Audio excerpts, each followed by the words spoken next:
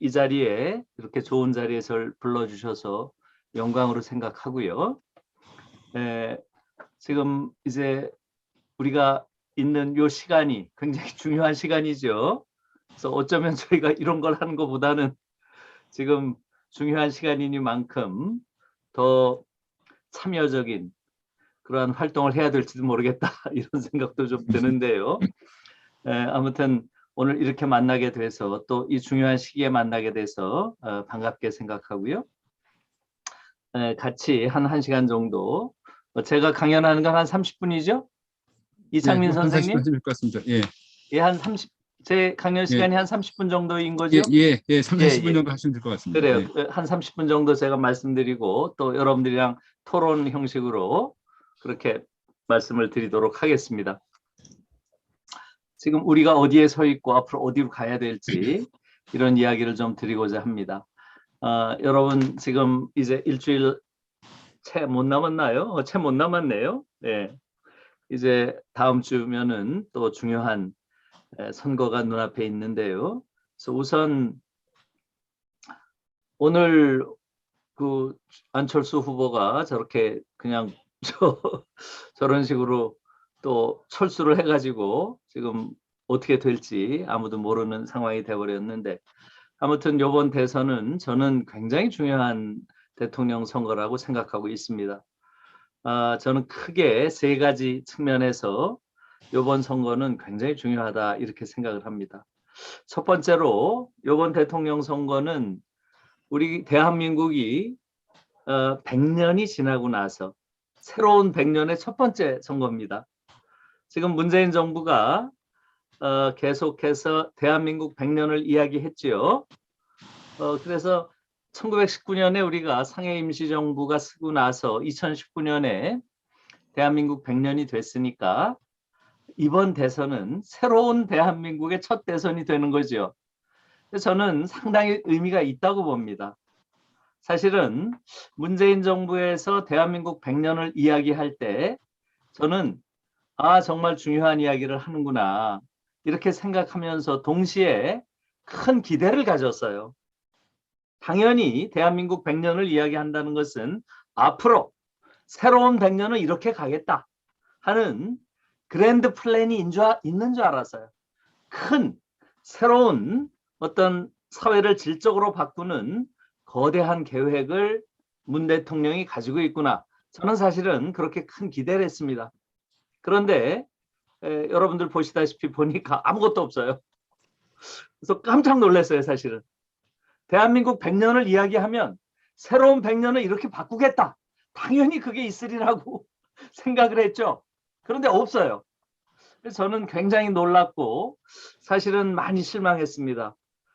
아무튼 이번 새로운 100년을 시작하는 그러한 선거인데 지금 민주당 안에서도 새 100년은 우리가 이렇게 가겠다라고 하는 이러한 컨셉이 없는 데 대해서 전 좀 놀라고 있어요. 사실은 저는 한참 한 5, 6개월 전에 이재명 캠프에서 저에게 와서 도와달라고 하더라고요. 교육 문제를 도와달라 그래서 이재명 후보가 꿈꾸는 사회가 도대체 어떤 사회냐 그렇게 여쭤봤죠. 당연히 없어요. 근데 제가 그때 깜짝 놀랐어요. 그랜드 플랜이 없는 거예요. 그랜드 플랜이 지금까지도 없어요. 보니까. 그래서 이 부분은 그 캠프 내에서도 굉장한 문제가 있는 것이다. 저는 좀 그렇게 생각을 하고요. 아무튼 이번 선거가 갖는 커다란 의미는 이것입니다. 여러분 지난 100년의 대한민국처럼 근대 국가 중에서 근대 국가가 치룰 수 있는 역사적 비극을 모조리 치룬 이런 나라는 없어요. 전 세계 어디에도 없습니다.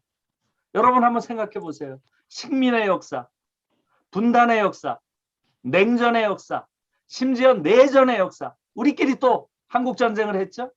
군사 독재의 역사, 이걸 모조리 치룬 거예요. 그러니까 이러한 근대 국가가 상상할 수 있는 모든 형태의 정치적 비극을 죄다 치른 게 우리나라예요. 그러고도 이 정도 나라가 지금 된 겁니다. 이건 정말 대단한 역사적 의미가 있는 것이고요. 우리가 이런 정치적 비극 속에서 이 정도의 나라가 됐다. 그러니 이러한 비극적 정치사를 토대로 앞으로 우리는 이런 세계로 나가겠다라고 하는 희망의 세기를 이제는 열어야 되겠다. 뭐 이런 큰 그러한 계획이 나와야 되는 이런 선거라고 저는 생각을 했는데요. 그런 것들이 전혀 없어서 사실은 좀 놀라고 있습니다.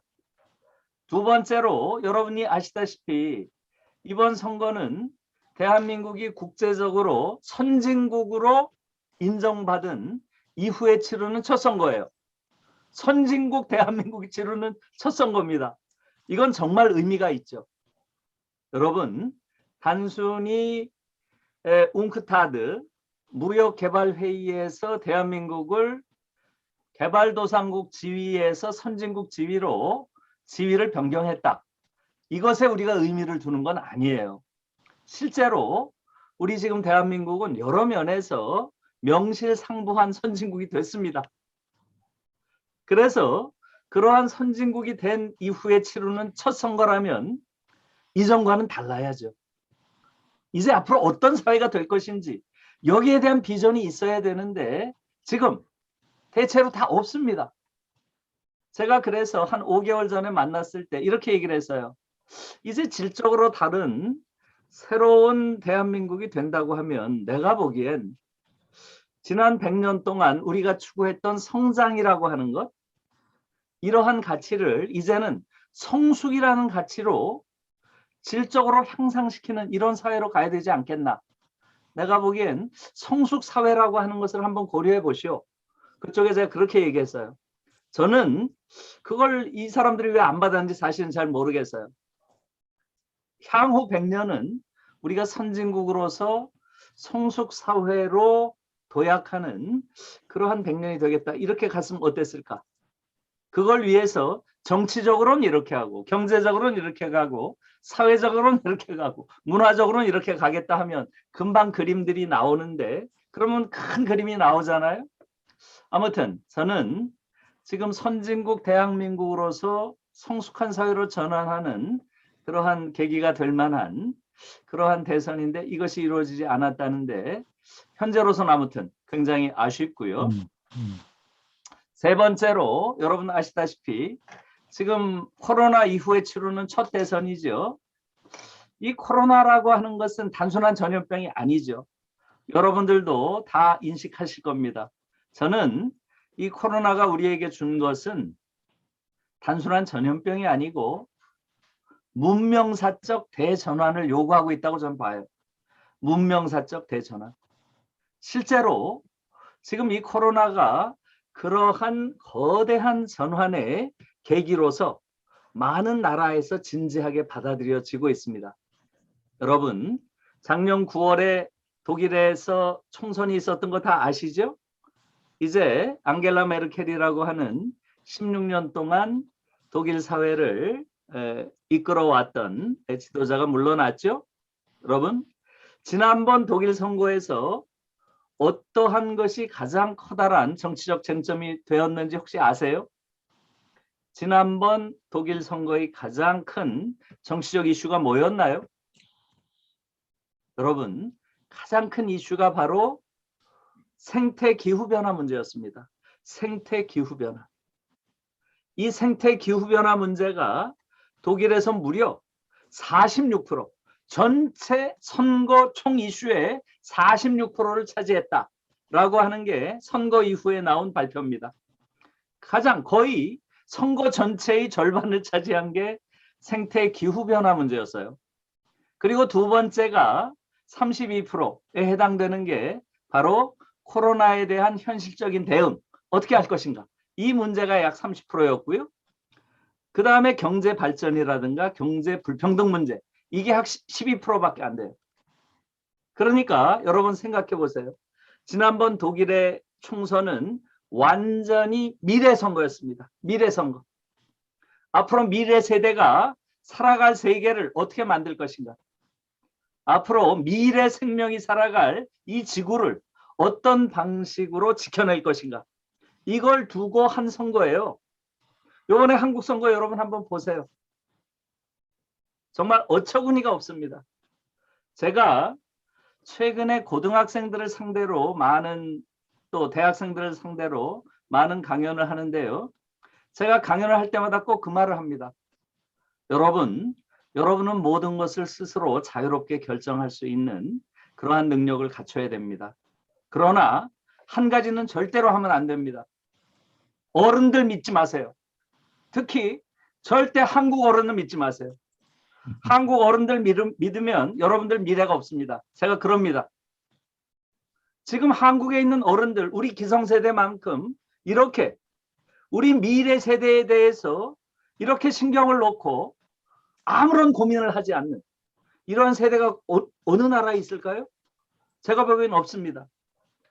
이번 대선에서도 미래 생명에 대한 문제, 미래 세대가 살아갈 기후 생태 문제 전혀 지금 거론 안 되고 있어요.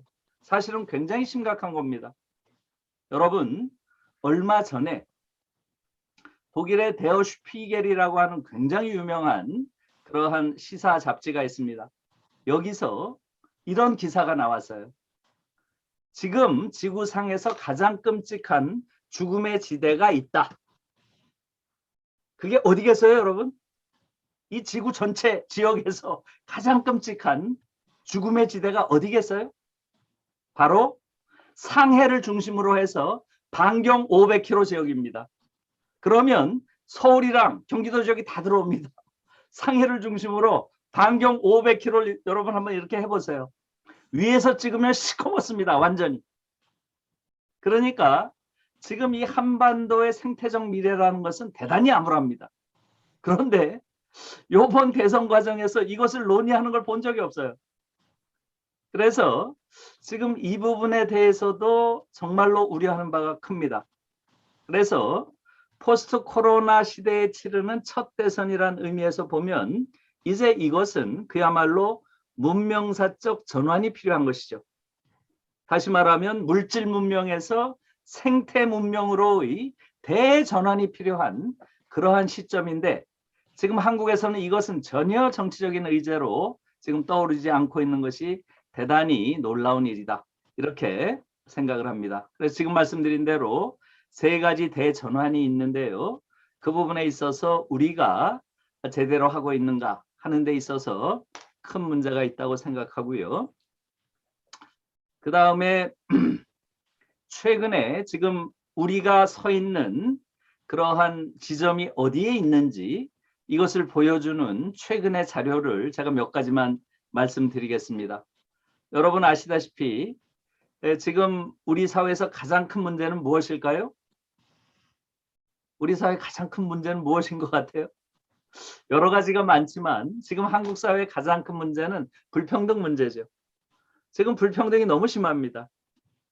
여러분 가장 최근에 나온 자료가 뭔가요? 토마 피케티라고 아시죠? 토마 피케티? 예, 21세기 자본을 쓴 프랑스의 경제학자죠. 지금 현존하는 최고의 그런 불평등 연구자이고 가장 권위 있는 연구자이죠. 토마 피케티가 하는 연구소가 파리 경제대학에 있는 세계 불평등 연구소죠. 이 불평등 연구소에서 매년 보고서를 내는데 가장 최근에 World Inequality Report 세계 불평등 연구소 2022가 나왔죠. 그게 한 2달 전에 우리나라에서도 발표가 됐습니다. 여기를 보면 어떻습니까, 여러분? 한국이 전 세계에서 가장 불평등한 그러한 나라 중에 하나로 꼽히고 있습니다. 이게 가장 최근에 지금 지표입니다. 어느 정도인가요? 어느 정도로 불평등한가? 예, 상위 10%가 가지고 있는 부의 평균값과 하위 50%가 가지고 있는 부의 평균값이 몇 배 정도 차이가 나는가? 일반적으로 그거로 측정을 합니다. 상위 10%가 가지고 있는 부의 평균값, 하위 50%가 가지고 있는 부의 평균값. 여러분, 한국에서 몇 배 정도 차이가 날까요? 52배 차이가 납니다. 52배. 여러분 상상할 수 있어요? 이게 52배 차이 난다는 게 상상이 가십니까? 그래서 지금 우리나라가 가지고 있는 이 불평등의 정도는 굉장히 심각한 상황이고요. 또 이 불평등의 가장 큰 원인은 어디에 있을까요? 그 가장 큰 원인은 부동산 불평등에 있죠. 그래서 이 부동산 불평등이 지금 너무 심각한 상황이고요. 이 부동산 불평등 문제는 리츠메이칸 대학의 이강국 교수가 이 부분에 아주 전문가죠. 이분에 따르면 지금 한국 사회는 상위 1%가 가지고 있는 부동산이 약 55% 정도가 되고요. 1%가요. 1%가 가지고 있는 게 55%가 되고요. 상위 10%가 가지고 있는 부동산이 무려 96.4%라고 합니다. 10%가 가지고 있는 게 96.4%라고 합니다. 하위 90%가 가지고 있는 게 3.6%예요. 이건 그야말로 전 세계에 유례가 없는 불평등 상황이고요. 이게 지금 우리가 서 있는 상황입니다. 그리고 또 작년에 나온 중요한 지표가 있죠. 여러분, 갈등 지표라는 게 작년에 나왔습니다. 갈등 지표. 이것을 입소스라고 하는 우리나라에서는 주로 갤럽이 많이 알려져 있지만 세계 여론조사 기관 중에서 세계적으로 권위 있는 게 뭔가요? 갤럽, 입소스, 퓨 리서치. 이런 3대 권위 있는 그 여론조사 기관 중에 하나가 입소스죠. 이 입소스가 영국의 킹스 칼리지라고 하는 명문 대학이죠. 그 대학의 런던 정책연구소와 공동으로 조사를 한 겁니다. 한 나라에서 사회 집단 간의 갈등이 어느 정도 심한가? 이것을 28개 나라를 비교 조사를 했어요. 28개 나라. 주로 OECD 국가입니다. 총 26,000명을 조사했습니다. 그러니까 1개 국가에 약 1,000명 정도씩 조사를 한 거죠. 이 결과가 작년 초에 나왔죠. 이것을 이들은 문화전쟁 지표라고 불렀어요. Cultural War. Cultural War. 왜냐하면 한 사회 집단 내에 갈등이 어느 정도 심한지를 문화전쟁이라는 은유적인 표현으로 잡은 거죠. 여러분, 여기서 어떤 결과가 나왔죠? 한국이 압도적으로 1위예요. 여기서 조사한 것은 12개 사항인데요. 이 12개 사항 중에서 한국은 무려 7개 사항에서 1등을 했습니다. 그야말로 전 세계에서 갈등이 가장 심한 나라로 공인을 받은 거예요. 공인을. 뭐에서 1등을 했겠어요? 빈부격차 세계 1위입니다. 빈부 갈등이 세계 1위예요. 두 번째, 이념 갈등 세계 1위입니다. 세 번째, 정당 간의 갈등이 세계 1위예요. 네 번째, 세대 갈등이 세계 1위입니다. 다섯 번째, 남녀 갈등이 세계 1위예요. 여섯 번째, 종교 갈등이 또 세계 1위입니다. 일곱 번째가 학력 갈등이에요. 어느 대학을 나왔는지, 또 고등학교를 나왔는지 대학을 나왔는지, 이 학력 간에 벌어지는 차별과 갈등이 세계 1위라는 거예요. 그래서 이건 사실은 굉장히 놀라운 것이죠.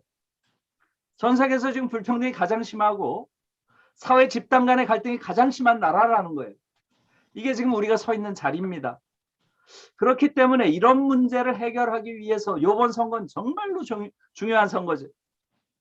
그런데 이번 선거에서 이러한 문제를 해결하겠다고 하는 문제의식을 가진 그런 후보가 보이질 않아요. 너무나 지금 사실은 답답한 일입니다. 제 개인적으로는 이재명 후보가 지금보다는 훨씬 더 좀 진보적인 입장을 취했어야 된다고 봐요. 지금 사실은 한국 사회가 가지고 있는 이러한 불평등 사회 속에서 후보들이 내세워야 될 그러한 해답은 분명한 거 아닙니까? 후보들이 내세워야 될 해답은 뭐겠어요? 불평등에 대한 해답은 평등이죠.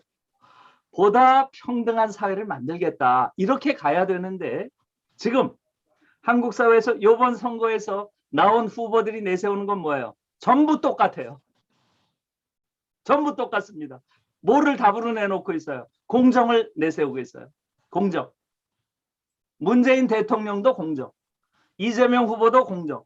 윤석열 후보도 공정. 전부 공정입니다. 안철수도 공정. 그렇지 않나요? 왜 다 공정을 이야기하겠어요? 여러분, 사실 이 공정이라는 이데올로기가 얼마나 보수적인 이데올로기인지에 대한 성찰이 좀 필요합니다. 여러분, 지금 이렇게 불평등한 사회에 대해서 이것의 해답으로 제시하는 답이 뭐예요? 그래? 불평등해? 그러면 네가 여기서 지배하면 되잖아. 네가 여기서 1등을 하면 되잖아. 이게 답이라고 지금 내놓고 있는 거 아닌가요? 이 사회를 정의로운 사회로 만들겠다고 하는 그러한 의지가 보이지 않는 거죠. 그래서 제가 얼마 전에 칼럼에 이런 칼럼을 썼습니다. 공정의 덫에 걸린 대한민국. 제가 이러한 칼럼을 썼더니 인하대학교에 김명인 교수라고 아마 여러분 아실 거예요. 김명인, 유명한 평론가지요. 문학평론가. 김명인 교수가 저에게 문자를 보냈더라고요. 김 교수 칼럼에 공감한다. 오늘날 한국에서 공정이라는 이념이야말로 신자유주의가 만들어낸 최고의 허위의식이다. 이렇게 저한테 코멘트를 했어요. 신자유주의가 만들어낸 최고의 허위의식이다. 이런 식의 코멘트를 했습니다. 저는 그 말에 동의합니다. 그래서 지금 한국 사회에서 벌어지는 이 대통령 선거 과정이 한국 사회가 고질적으로 안고 있는 문제를 풀기에는 너무나 거리가 먼 그런 상황에 있다는 그러한 진단을 내리고요. 몇 분 정도 남았습니까, 여러분? 장재욱 선생님 몇 분 네, 남았나요? 아니 뭐 조금 더 하셔도 될 것 같습니다. 뭐 조금 더 편하게 할까요? 하시죠. 예. 예. 그래서 지금 이 두 가지 문제가 이제 가장 큰 문제인데요. 한편으로는 너무나 큰 불평등이 있고요. 또 한편에서는 너무나 사회 집단 간의 갈등이 너무나 심각한 수준까지 와 있다고 하는 것. 여기에 대해서 아마 여러분들이 다 공감을 하실 거예요. 그런데 이러한 불평등이 이렇게 심해졌는데도 불구하고 사실은 지난번에 노무현 정부에서 청와대 경제행정관을 했던 정태인 씨라고 아마 여러분 아실 거예요. 정태인 교수. 정태인 교수 뭐라고 했나요? 지금 한국의 이 불평등은 전 세계에서 가장 불평등한 게 아니다. 자본주의 역사 250년 동안 가장 불평등하다. 이렇게까지 얘기를 하고 있어요. 그러면서 이 정도 불평등이면 당연히 혁명이 일어날 정도의 수준인데 왜 혁명이 일어나지 않을까? 이걸 질문으로 던지고 있습니다. 굉장히 중요한 이야기예요. 사실은 불평등이 너무 심해지면 거기에 대해서 국민들이 저항을 하고 그야말로 혁명적 변화를 요구하는 것은 너무나 당연한 일이죠. 그런데 지금 한국 사회에서는 혁명이 일어나지 않아요. 그 대신 일어나는 게 뭡니까? 그 대신 사람들이 자기를 죽여요. 자살을 합니다. 지금 전 세계에서 자살률이 가장 높은 나라인 거 아시죠? 여러분, 왜 자기가 가지고 있는 불행 앞에서 이것을 사회적인 문제로 해결함으로써 말하자면 저항을 통해서 사회를 변화시키는 그러한 운동으로 나서지 않고 자기 자신을 죽일까요? 왜 그럴까요? 한국 사회를 지배하는 무서운 이데올로기 때문이죠. 그게 바로 능력주의입니다. 능력주의. 능력주의 이데올로기가 너무나 강력하게 지배를 해서 한국인들은 자기가 처한 불행의 원인을 사회 구조에서 찾지 않고 자기 자신의 능력 부족에서 찾아요. 그렇기 때문에 자기를 응징하는 거죠. 자기를. 이것이 지금 한국 사회에서 보이는 사실 끔찍한 문제인 거죠. 그런데 이러한 능력주의, 우리가 가지고 있는 능력주의라고 하는 것에 대해서 미국에서 최근에 나온 책이 있죠. 그게 뭐예요? 마이클 샌델이 쓴 책이에요. 마이클 샌델. 공정하다는 착각. 이 책에서 샌델이 뭐라고 하고 있나요? 우리 한국인들은 대부분 능력주의라고 하는 이 이데올로기를 다시 대부분 공감하고 이 이데올로기가 어찌 보면 이렇게 갈갈이 갈등으로 찢어진 한국 사회를 묶어주는 하나의 통합의 이데올로기죠. 그것이 대부분의 한국인들이 공유하고 있는 거 아닌가요? 나이 든 사람이든 젊은 사람이든 부자든 빈자든 보수든 진보든 젊은이든 노인이든 남성이든 여성이든 대부분이 다 공유하고 있는 유일한 이데올로기가 능력주의 아닌가요? 그런데 샌델 교수는 뭐라고 합니까? 최근에 나온 책에서. 책 제목이 우리나라에서는 공정하다는 착각으로 번역이 돼 있죠. 공정하다는 착각. 이 책이죠. 이 책. 공정하다는 착각. 예, 예. 여러분, 이 책의 제목이 잘못돼 있어요. 그거 아세요? 여기 잘 보세요. 폭군. 예. 영어 제목을 한번 보세요. The Tyranny of Merit입니다. The Tyranny of Merit. 다시 말하면 능력의 폭정. 쉽게 말하면 능력주의는 폭군이다라는 거예요. 능력주의는 폭군이다. 이 책은 우리에게 정말 중요한 책이에요. 지금 우리 한국인들이 거의 대부분이 공유하고 있는 능력주의라는 개념이 샌델 교수는 하나의 사회를 때려부시는 폭군이라는 거예요. 굉장히 놀라운 관점입니다. 여러분, 이 책에서 지금 샌델 교수가 분석하고 있는 것은 미국 사회지만 이 미국 사회에 대한 분석은 한국 사회에도 그대로 적용됩니다. 지금 샌델 교수가 이 책을 쓴 이유는 뭐겠어요? 최근에 미국 사회에서 있었던 일들을 여러분 생각해 보세요. 코로나가 미국 사회의 민낯을 보여줬죠. 코로나가 미국 사회를 까보니까 미국 사회가 어떻습니까? 70%, 80%가 제3세계만도 못한 그러한 생활을 하고 있다는 걸 우리도 보고 놀랐죠. 또 미국 사회 민주주의를 한번 보세요. 트럼프 지지자들이 의회에 몰려가서 때려부시고 난동 부리고 그거 다 보셨죠? 여기에 대해서 여러분도 놀랐겠지만 샌델 교수도 놀란 거예요.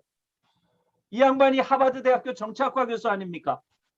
그래서 이 양반도 놀란 거예요. 어떻게 미국 사회가 이렇게까지 야만적인 사회가 될 수 있는가? 이것에 대해서 놀란 겁니다. 그래서 미국 사회의 최근에 이러한 현상을 분석한 게 이 책이에요. 결론은 뭡니까? 미국 사회를 이런 식으로 때려부시는 이런 식으로 야만 사회로 만든 근원에는 바로 능력주의가 있다는 거예요. 능력주의가 미국 사회를 때려부시는 폭군이라는 겁니다. 그게 이 책의 제목이에요. 여러분 놀라운 이야기죠. 지금 한국 사회를 유지시켜주는 그나마 한국 사회의 이런 갈등 어린 사회를 그나마 통합시켜주는 유일한 이데올로기가 능력주의인데 그 능력주의가 샌델 교수에 따르면 한 사회를 때려부시는 폭군이라는 겁니다.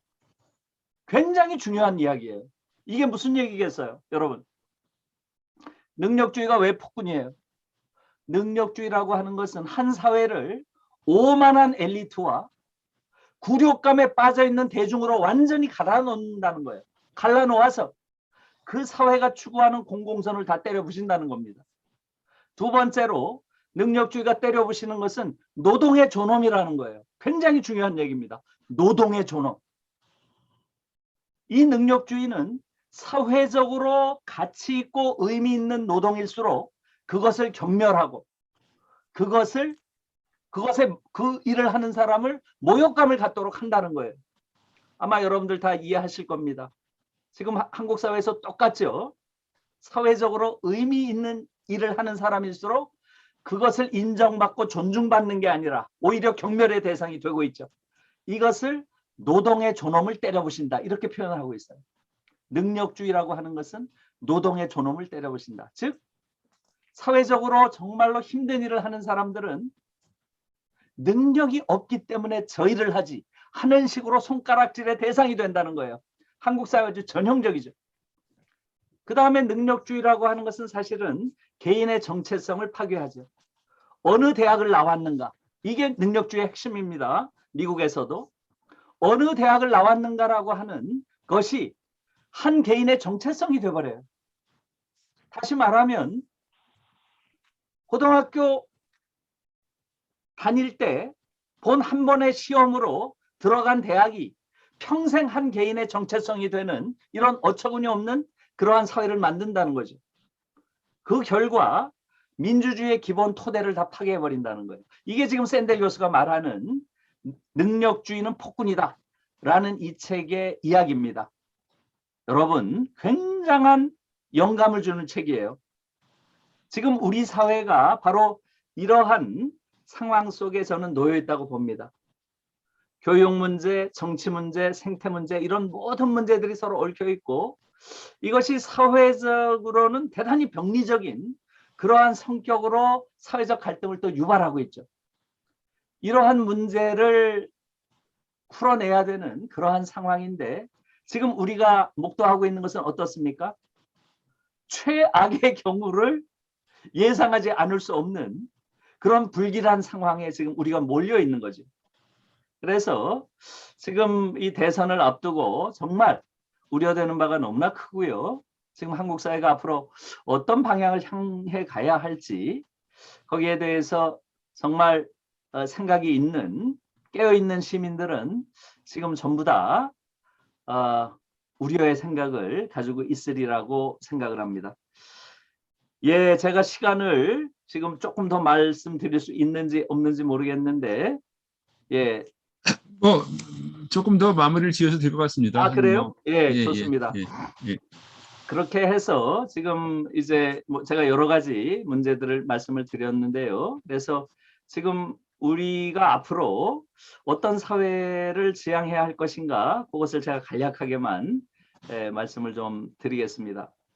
지금 저는 한국 사회의 근원적인 문제가 어디에 있는지 라는 말씀을 드린다면 바로 결국 평화의 문제, 이것이 근원적으로는 한국 사회가 가지고 있는 모든 문제의 뿌리라고 생각합니다. 그건 무슨 이야기겠어요?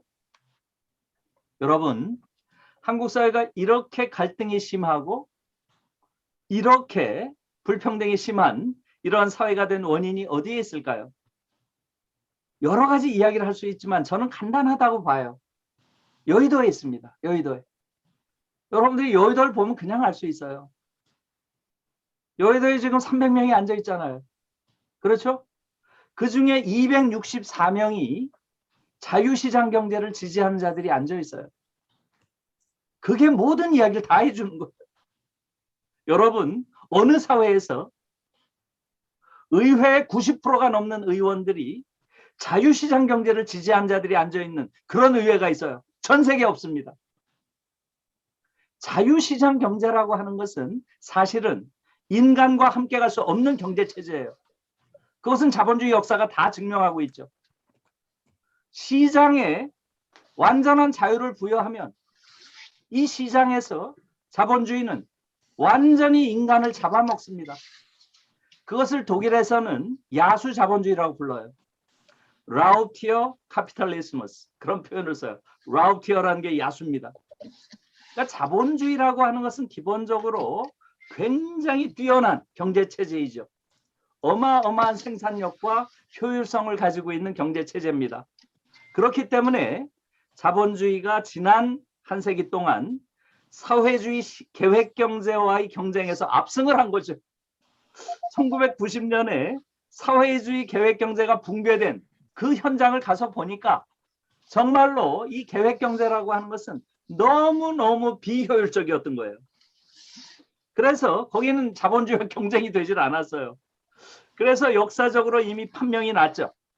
자본주의 시장 경제가 훨씬 더 효율적으로 인간의 욕망을 충족시켜주는 체제다. 이것은 역사적으로 이미 결판이 났습니다. 그런데 문제는 이 자본주의 시장 경제는 자유롭게 놔두면 인간을 잡아먹는 야수가 된다는 거예요. 여기서 야수가 된다는 말이 뭐겠습니까? 두 가지죠. 실업과 불평등이죠. 자본주의는 필연적으로 실업 문제와 불평등 문제를 심화시킬 수밖에 없다는 거죠. 여러분, 그러면 어떻게 해야 되겠습니까? 자본주의 체제가 가지고 있는 이 체제의 생산성과 효율성은 최대한 활용을 하되 자본주의가 인간을 잡아먹지 못하도록 야수성은 통제를 해야 되겠죠. 이것이 바로 사회적 시장 경제라는 거죠. 사회적 시장 경제. 프리 마켓 이코노미, 자유시장 경제로 갈 것인가? 소셜 마켓 이코노미, 사회적 시장 경제로 갈 것인가? 이것은 한 사회의 성격을 결정하는 가장 중요한 요소입니다. 그런데 결국은 한국 사회는 지금 완전히 자유시장 경제를 99% 6%, 7%가 넘는 의원들이 지지하고 있는 그런 나라가 지금 되어버린 거예요. 전 세계에서 이런 나라는 없습니다. 이걸 분명히 아셔야 돼요. 지지난번 독일의 의회를 제가 잠깐 소개할게요. 지지난번 독일의 의회는 베를린에 640명이 앉아 있었어요. 이 640명 중에서 자유시장 경제를 지지한 자가 몇 명 앉아 있었겠어요? 제로입니다. 한 명도 없었어요. 이것은 약간 예외적인 현상이긴 해요. 우리 장재욱 선생님이 잘 아시겠지만 독일의 자민당이라고 하는 정당이 있습니다. 자유민주당. 이 정당이 자유시장 경제를 지지하는 정당이죠. 이 정당은 독일에서 대체로 5에서 10% 사이를 왔다 갔다 합니다. 5에서 10%. 그런데 지난번 의회에서는 의회 못 들어갔어요. 그래가지고 640명 중에 자유시장 경제를 지지하는 의원이 제로였습니다. 여러분 아시다시피 앙겔라 메르켈 아시죠? 앙겔라 메르켈은 보수당 수상인 거 여러분 다 아실 거예요. 기독교 민주당입니다. 이 기독교 민주당이 내세우는 정강정 뭡니까? 체제가 소셜 마켓 이코노미예요. 기독교 민주당 보수당에서 내세우는 게 바로 사회적 시장 경제입니다. 그리고 3인당, 그거보다 조금 좌파 정당이 3인당이죠. 3인당이 내세운 건 뭐겠어요? 사회주의적 시장 경제를 내세운 겁니다. 소셜리스틱 마켓 이코노미. 그리고 그거보다 더 왼쪽에 있는 게 녹색당이죠. 녹색당은 생태적 시장 경제를 내세웠어요. 시장 경제는 좋은데 자연을 파괴하는 건 절대 안 돼. 단호하게 자연 파괴에 반대하는 이러한 입장이죠. 그 다음에 또 하나 있었던 게 딜링케라고 하는 The Left. 이건 그냥 좌파당이에요. 내놓고 좌파입니다. 이 당은 자유시장 경제를 넘어서는 대안적인 사회주의 시장 경제를 지향한다는 거예요. 생각을 해보세요. 4개의 정당 중에 자유시장 경제를 지지한다는 정당 하나도 없었어요. 지난번 독일의회에서. 그 정도로 자유시장 경제라고 하는 것은 기본적으로 서구 사회에서도 쓸 수 없는 그러한 시스템입니다. 그런데 한국에선 지금 자유시장 경제를 지지하는 자들이 90% 이상 의회에 앉아가지고 전부 인간을 잡아먹는 법안을 만들어 놓고 있어요. 이렇기 때문에 지금 한국 사회가 지옥이 된 거죠. 이 부분을 분명히 인식하셔야 됩니다. 그리고 한국 사회가 이렇게 된 이유의 근원에는 뭐가 있어요? 당연히 분단이 있죠. 분단. 전 세계에서 유일한 분단 국가, 냉전 국가가 여전히 유지되고 있고 이것이 한국의 정치 구도를 전 세계에서 가장 극단적으로 우경화된 이러한 정치 구도를 만든 거예요. 그걸 분명히 아셔야 됩니다, 여러분. 지금 민주당은 진보 정당 아니에요. 이런 진보 정당이 세상에 어디 있어요? 민주당 정도가 상식적인 보수 정당입니다. 지금 국민의힘 저런 정당은 완전히 수구죠. 저건 다른 나라 같으면 극우로 분류되는 정당이죠. 그래서 지금 한국은 보수와 진보가 경쟁하는 나라가 아닙니다. 이걸 정확히 아셔야 돼요. 지금 한국은 수구와 보수가 과두지배해온 정치 질서예요. 전 세계에서 가장 보수적입니다. 이 부분을 지금 한국인들이 대부분 모르고 계셔요. 여러분, 제가 이제 정리할게요. 지금 요번 대선을 한번 여러분 보세요. 작년에 미국 대선을 한번 보세요. 여러분, 작년에 미국 대선에서 미국의 민주당이 어떤 공약을 내세웠는지 기억나세요? 미국 민주당에 버니 샌더스, 엘리자베스 워렌이라고 하는 상원의원이 있죠? 이들이 내세운 핵심 공약이 뭐예요? 대학 무상교육, 대학생 부채 탕감, 이를 위한 부유세 도입, 이 세 가지가 핵심이었어요. 여러분 지금 한국 보세요. 이 정도 미국의 보수정당이라고 하는 미국의 민주당에서 내세운 이 정도 정강정책을 내세우는 정당이 있어요? 없어요? 그 정도도 내세우는 정당이 없어요. 미국보다도 훨씬 더 보수적이라는 거예요. 지금 한국의 정치 지형. 이것이 지금 한국 사회의 사실은 모든 불행의 근원인데 이 부분에 대해서 사실 국민들이 잘 모르고 있습니다. 그래서 이것을 개선하지 못하는 한 한국 사회의 그런 근본적인 변화는 어렵고 또 아까 말씀드린 대로 우리가 지금 가지고 있는 이 전환기에 한국 사회가 전환해야 할 거대한 대전환은 오기 어렵다는 것이죠. 그래서 저는 사실은 지금 이번 대선을 보면서 굉장히 답답했습니다. 왜냐하면 저는 이재명 후보가 지금보다는 훨씬 더 진보적인 입장을 취하리라고 봤어요. 그리고 이재명 후보야말로 우리 입장에서 보면 그야말로 보물이죠. 보물. 이재명이 가지고 있는 비오그래피, 이재명의 전기를 누가 흉내낼 수 있어요? 정말로 자기가 가지고 있는 보물입니다. 그게 이재명이 살아온 삶 자체가. 그러니 내가 한국 사회에서 고통받는 사람의 고통을 누구보다 잘한다. 이제는 이들이 인간으로서 존엄한 존재로 살 수 있는 그러한 세상을 내가 만들겠다. 당연히 이루고 나왔어야죠. 그리고 조금 더 진보적인 그러한 정책을 내세웠어야죠. 그 부분이 너무나 아쉽습니다. 지금 돌아보면.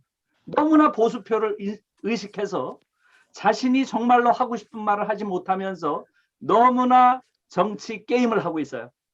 저는 그것이 이재명이 굉장히 잘못된 생각이라고 보고요. 사실은 저에게 이재명 방송 찬조연설을 해달라고 이야기가 왔어요. 제가 안 하겠다고 했어요. 왜냐하면 지금 이재명이 내세우는 건 너무 보수적이다. 그때 내가 그쪽 민주당 쪽에다 분명히 얘기를 했어요. 이재명 후보는 자기가 가지고 있는 최고의 보검을 사용하지 않고 있다. 자기가 가지고 있는 보물을 부끄러워한다. 그래가지고 어떻게 선거를 이기냐. 이재명의 그런 개인적인 삶의 체험이야말로 한국 사회에서 누구보다도 한국 사회 고통받는 서민들, 고통받는 대중들의 그러한 삶을 잘 이해하는 삶인데 그걸 부끄러워한다는 건 말이 안 되는 거죠. 그래서 아무튼 저는 이번 대선 과정에서는 그 부분이 상당히 좀 아쉬움이 있었고요. 전체적으로 이번 대선이 한국의 정치 지형을 조금은 더 진보적인 방식으로 재편하는 안 왔어요? 후보가 됐으면 좋겠다라고 생각을 했는데 추승훈 전화 좀 해봐봐. 잠깐. 예, 그렇게 되지 못해서 조금 안타깝게 생각합니다. 예, 제 말씀 여기서 마칠게요. 고맙습니다. 아이고, 예. 아이고, 감사합니다. 이제 강한우 의원님 저 마이크 꺼주세요. 안종숙 의장님 마이크 끄세요. 사회자가. 호스트가 네? 서초구. 아니, 강한우 의원님 지금 마이크를 꺼야 돼. 어머. 죄송합니다.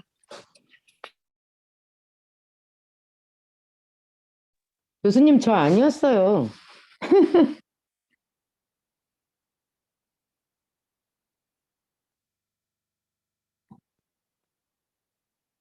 어?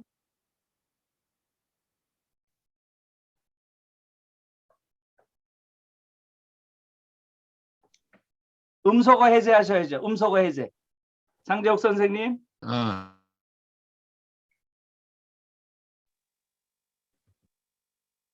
아까 소리가 들어왔는데 왜? 예, 제가 예. 잠시 모두 차단했다가 그래서 다시 그래. 예, 저 김누리 교수님 정말 감사합니다. 아마 여기 지금 47분이 계신데 이 가슴에 콕콕 박히는 말씀을 하신 거 아닐까 싶네요. 제가 뭐 부연해서 말씀을 안 드려도 여기 많은 분들이 공감을 하면서 말씀을 드렸을 것 같고요. 물론 또 토론은 또 자유롭게 하셔야 되겠습니다만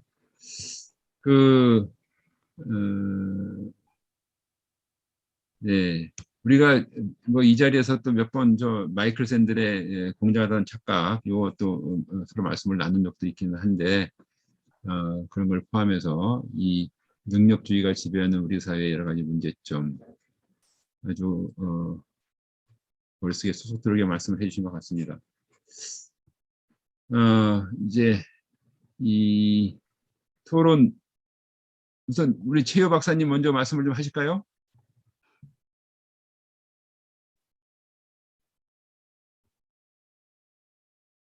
예, 안녕하세요. 예, 최유라고 합니다. 말씀 들리시죠? 예.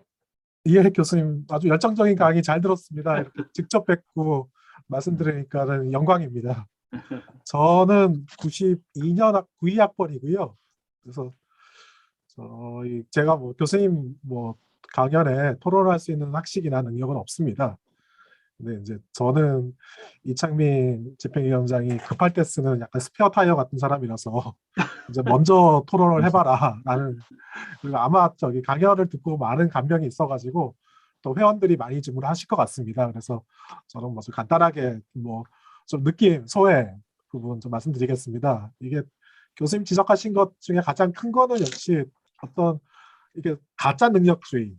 그러니까 한국 사회를 사실 이끌어온 것도 능력주의지만은 이제 지금의 능력주의는 약간 기득권화돼서 이 가짜 능력주의가 나온다라는 지적 저희 감명 깊게 들었고요. 그래서 어떤 사회적 연대라든지 어떤 사회적인 가치라든지 이런 걸 다시 살려야 된다라는 말씀이신 것 같습니다. 근데 이제 저희 때도 92년 학번이 들어왔을 때도 말 참 안 듣는 학번들이 들어왔다.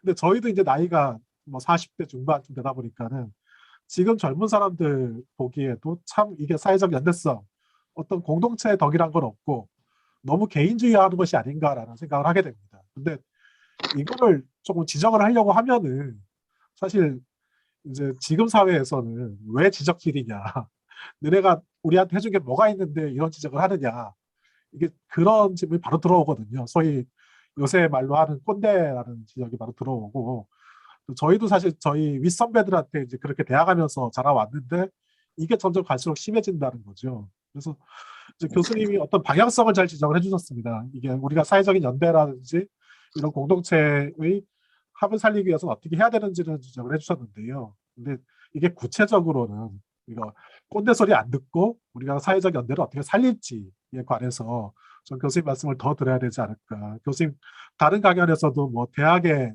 개혁이라든지 어떤 구체적인 방안들을 많이 말씀해 주신 것 같습니다. 그래서 이게 저희도 사실 이런 공평 아카데미 같은 거를 하는 것도 사실 어떤 사회적 연대성을 살리는 중요한 일이라고 생각합니다만, 교수님이 평소에 생각하시던 우리가 그러면 실제 이런 가치들이 생활 규범으로 어떻게 작용을 하기 위해서는 어떤 역할을 해야 되는 것인지에 관해서 평소에 생각하신 게 있으시면은 좀 말씀을 더 주시면은 감사하지 않을까. 그래서 제 토론은 그걸 좀 부탁드리는 걸로 마치도록 하겠습니다. 예, 고맙습니다. 제가 먼저 예. 조금 말씀을 드릴까요? 예, 그러실까요? 예. 그러면 예. 예, 고맙습니다. 지금 여러 가지 젊은 세대가 너무 개인주의화하고 있지 않는가 그 우려를 표명하셨는데요. 100% 동의하고요. 지금 아이들이 그렇게 사회의 어떤 공동체 일원이라는 생각이 너무나 줄어들고 있고 개인주의가 좀 극단화되고 있는 그러한 현상이 우려됩니다. 그러나 저는 그것을 그 아이들을 꾸짖기는 어려울 것 같아요. 제가 아까 말씀드린 것처럼 제가 오늘도 수업에서 그 이야기를 길게 했는데요. 너무 미안하다. 정말 이런 세상을 만들어놔서 너무 미안하다. 지금 아이들은 그야말로 이 생태 위기 속에서 굉장한 고통 속에 말하자면 삶의 조건 자체가 너무나 힘든 그런 삶을 살아갈 가능성이 많을 것 같아요. 그래서 그 부분에 대해서 우선 미안함이 있고, 그 다음에 아이들이 이런 식으로 개인주의에 쉽게 또 깊게 이렇게 빠져드는 이유는 무엇일까요? 저는 그것 또한 아이들의 책임은 아니라고 보고요. 그것은 결국은 교육과정 자체가 이 아이들이 말하자면 사회화되는 12년 동안의 과정을 우리가 돌아보면 아이들이 그렇게 될 수밖에 없는 거죠. 어찌 보면 우리보다 더 심해요. 저희가 학교 다닐 때는 우열반이라는 게 물론 있긴 있었어요.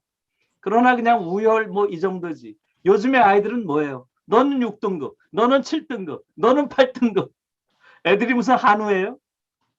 그러니까 일상적으로 모욕을 당하는 12년 내내 그런 삶을 살아온 아이들이 과연 어떻게 온전한 또 성숙한 그런 인간이 되겠어요? 이 교육체제 하에서 정상적인 인간이 나온다는 건 제가 보기엔 불가능합니다. 우리가 그런 체제를 만든 데 대해서 아이들에게 정말 미안해해야죠. 그런 측면이 있다고 생각이 들고요. 그 다음에 한마디만 더 드리면 왜 이렇게 됐을까요?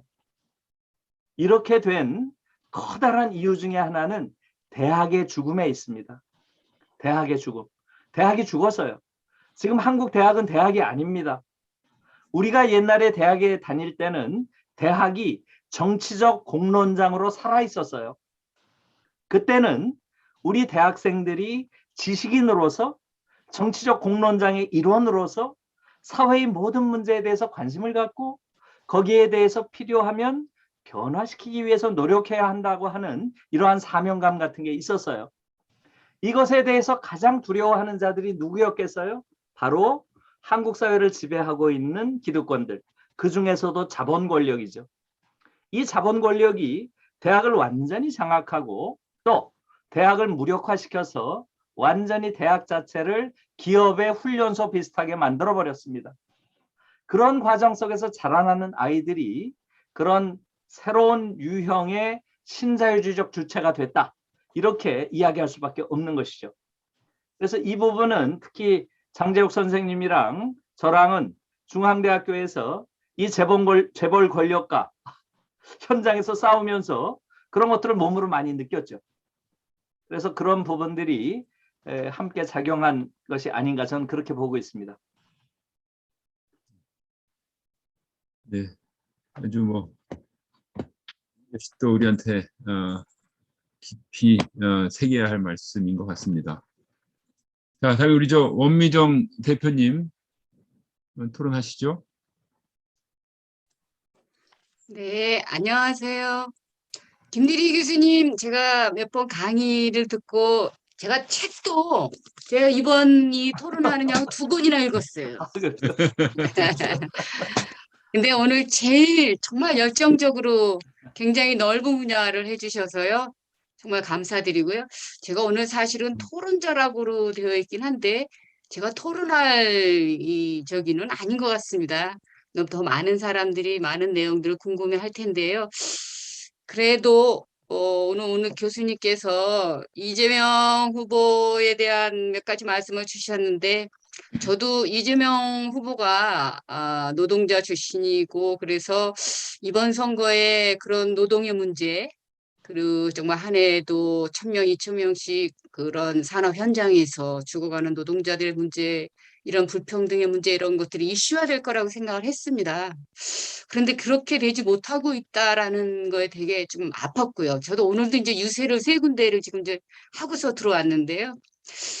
제가 유세를 하면서 또 하나 못하고 있는 것이 기후위기를 제가 표현은 하지만 기후위기에 잘 대처할 수 있는 능력 있는 후보 이재명을 부탁합니다. 이 기후위기를 그럼 우리는 어떻게 실천하자고 우리 내가 유세문에다 넣어야 되나 이런 고민이 계속 들었어요. 사실은 이제 문재인 정부에서 이렇게 이제 이런 탄소 중립의 문제나 이런 것들을 이제 선언했고 그런 과정은 알지만 또 이재명 후보 공약에 보면 이제 뭐 기후 에너지부를 신설하겠다 이런 내용은 있습니다. 근데 이제 그런 것들을 어떻게 일반 대중들한테 이런 것들을 잘 설명해낼 수 있을까? 오히려 김누리 교수님은 참 잘할 수 있겠다 이런 생각이 들었는데 아까 강의 하시면서 그 유세를 안 하신다고 그러셔서 되게 서운했어요. 유세를 만약에 하신다 그러면 꼭 거기를 가봐야겠다 이런 생각을 좀 했었습니다. 하여튼 오늘 강의 좀 잘 들었고요. 좀 그래도 궁금한 거 하나는요. 아까 그 독일에서 21년도 그 메르켈 그 선거 때 정치적 쟁점이 그런 생태 기후변화 문제가 굉장히 의제가 되었다. 그리고 그것들은 선거의 총 이슈에 굉장히 큰 퍼센트를 차지했다. 거의 절반을 차지한 거죠. 그 내용을 듣고서 구체적으로 어떤 것들을 그 의제라고만 하는데 어떤 의제였는지 어떻게 그것들이 국민 속으로 시민들 속으로 파고 들어갈 수 있었는지 그 사정 과정이 어땠는지가 좀 궁금하고요. 그러면 독일 말고 유럽에서 다른 나라라도 이렇게 기후 문제가 의제가 좀 돼서 이렇게 해서 좀 선거를 치른 나라가 좀 있는지 이런 것들이 좀 궁금했고요. 저는 또 한편으로 봐서는 지금의 저는 이제 이재명 후보 이게 이제 유세를 해보면서 이 불평등의 문제나 노동의 문제를 어떻게 접근하는 것이 가장 이 접근하는 방법이 맞는 건지 이런 거에 대해서도 김대림 교수님 물론 이제 강의 속에 그 우리가 이제 뭐 여러 가지 뭐 립소스 조사나 이런 데서도 뭐 이념도 꼴등 빈곤에서도 갈등에서도 우린 다 1등만 하고 있다 이래서 되게 부끄럽고요. 또 한국 의회 정치가 그렇게 다 그런 자유시장 경제를 주장하는 의원들로만 다 차지하겠다는 거에 대해서도 제가 그렇다고 해서 내가라도 출마를 해보겠다 이렇게 할 자신은 좀 없고요. 좀 많은 생각을 좀 하게 하는데 그런 사례가 좀 있었으면 좋겠고 좀 그 노동의 문제나 이런 불평등의 문제를 구체적으로 어떻게 우리가 실천의 내용으로 활동의 내용으로 가져올 수 있겠는지 이런 것들도 조금 의견을 주시면 오히려 좀 이렇게 다른 사람들이 토론하는데 좋은 계기가 될 것 같다 이런 생각이 들었습니다. 예, 네, 고맙습니다. 네. 참고로 우리 원미정 대표님은 2대 3대 인천시 의회 의원을 지내셨습니다. 예, 고맙습니다. 지금 아무래도 현장 경험이 많으셔서 여러 가지 좋은 말씀을 해주셨는데요. 지금 이 생태의제는 유럽에선 지금 가장 핫한 의제고요. 그래서 지난번 노르웨이 선거도 비슷했습니다. 양상이. 노르웨이 선거도 비슷해서 노르웨이는 지금 유럽에서 가장 아주 큰 산유국 중에 하나인 거 아시잖아요. 그런 데서 석탄 이제 개발을 중단하겠다라고 하는 정당과 점진적으로 중단하겠다라는 정당이 승리를 했으니까요. 놀라운 이야기죠. 그래서 유럽 전체적으로 지금 이 생태 문제에 대한 시각은 굉장히 가까이 와 있고요. 왜냐하면 지금 유럽에서는 일반적으로 22세기는 오지 않는다. 지금 살고 있는 인류가 최후의 인류다. 이런 말들이 상식처럼 돼 있어요. 그러니까 사실은 지금 이 생태 문제가 여유 있는 사람들이 하는 것이 아니고요. 인류가 지금 거의 죽음의 목전에 있다는 걸 이들은 인식하고 우리는 인식 못하는 거죠. 그 차이입니다. 우리는 생태 문제를 아직도 배부른 자들이 하는 이야기라고 생각해요. 절대 그게 아닙니다. 그 인식이 우리한테 안 와 있는 것이고요. 그 다음에 우리한테 노동 이슈라든가 이런 문제가 민주당에 어떻게 와 있는가. 이 부분은 제가 이렇게 말씀을 드릴게요. 제가 그 노란 책에 쓴 칼럼에 이런 이야기를 쓴 게 있어요. 예, 그 책에서요. 문재인 정부가 가지고 있는 역사적인 과제는 좋은 보수가 됨으로써 수구를 이제는 정치 무대에서 밀어내고 자기 왼쪽에 합리적인 진보가 등장할 수 있는 공간을 열어주는 것이다. 제가 몇 번 그 이야기를 썼어요. 그런데 문재인 정부는 그 반대로 했어요. 자꾸 진보인 척을 하니까 보수 자리가 비니까 수구들이 슬금슬금 기어들어와서 지금은 완전히 보수로 털을 잡았어요. 그렇게 하면서 진보의 공간을 좁혀놨어요. 저는 이것은 완전히 잘못 간 거라고 생각해요.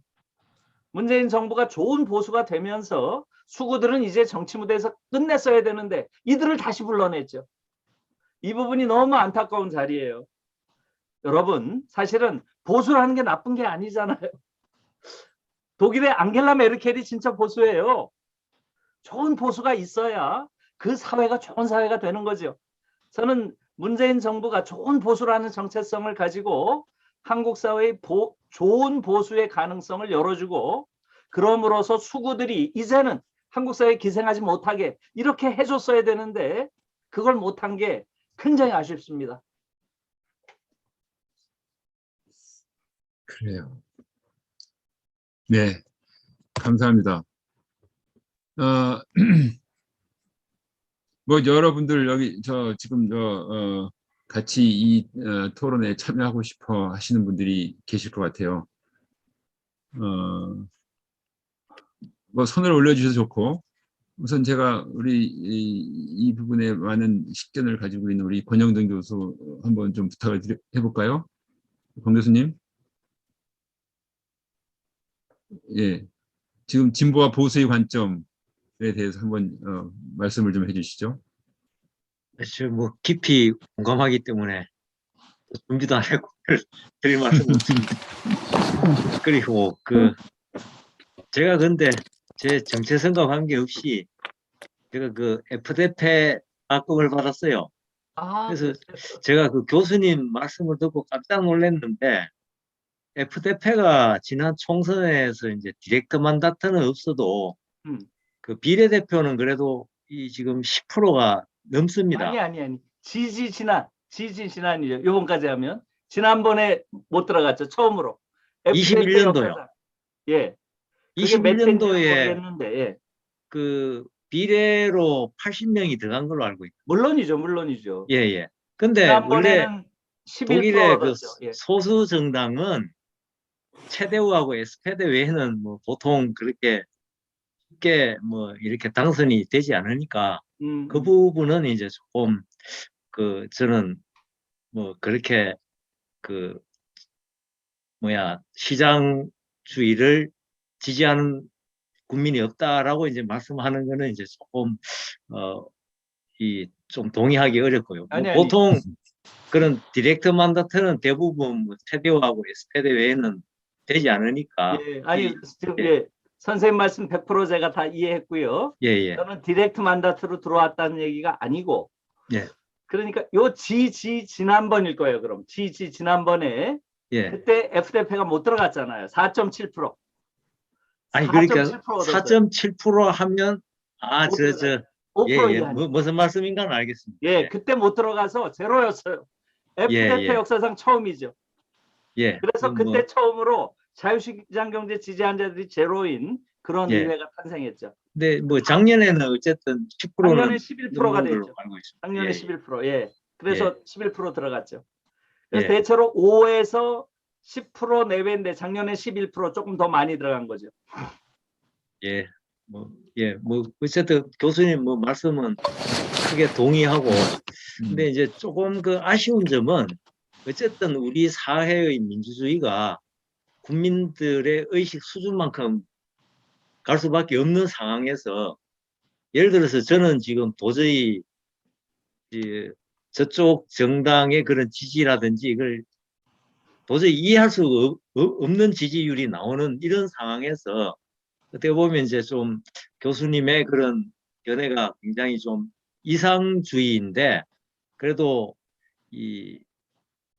이런 상황을 고려해서 그래도 최선을 이재명 후보자나 문재인 정부는 조금 뭐 아쉬운 점은 있지만은 어쨌든 이런 상황에서 물론 분단 모순을 말씀하셨지만은 그 최선을 그래도 다하고 있는 것이 아닌가.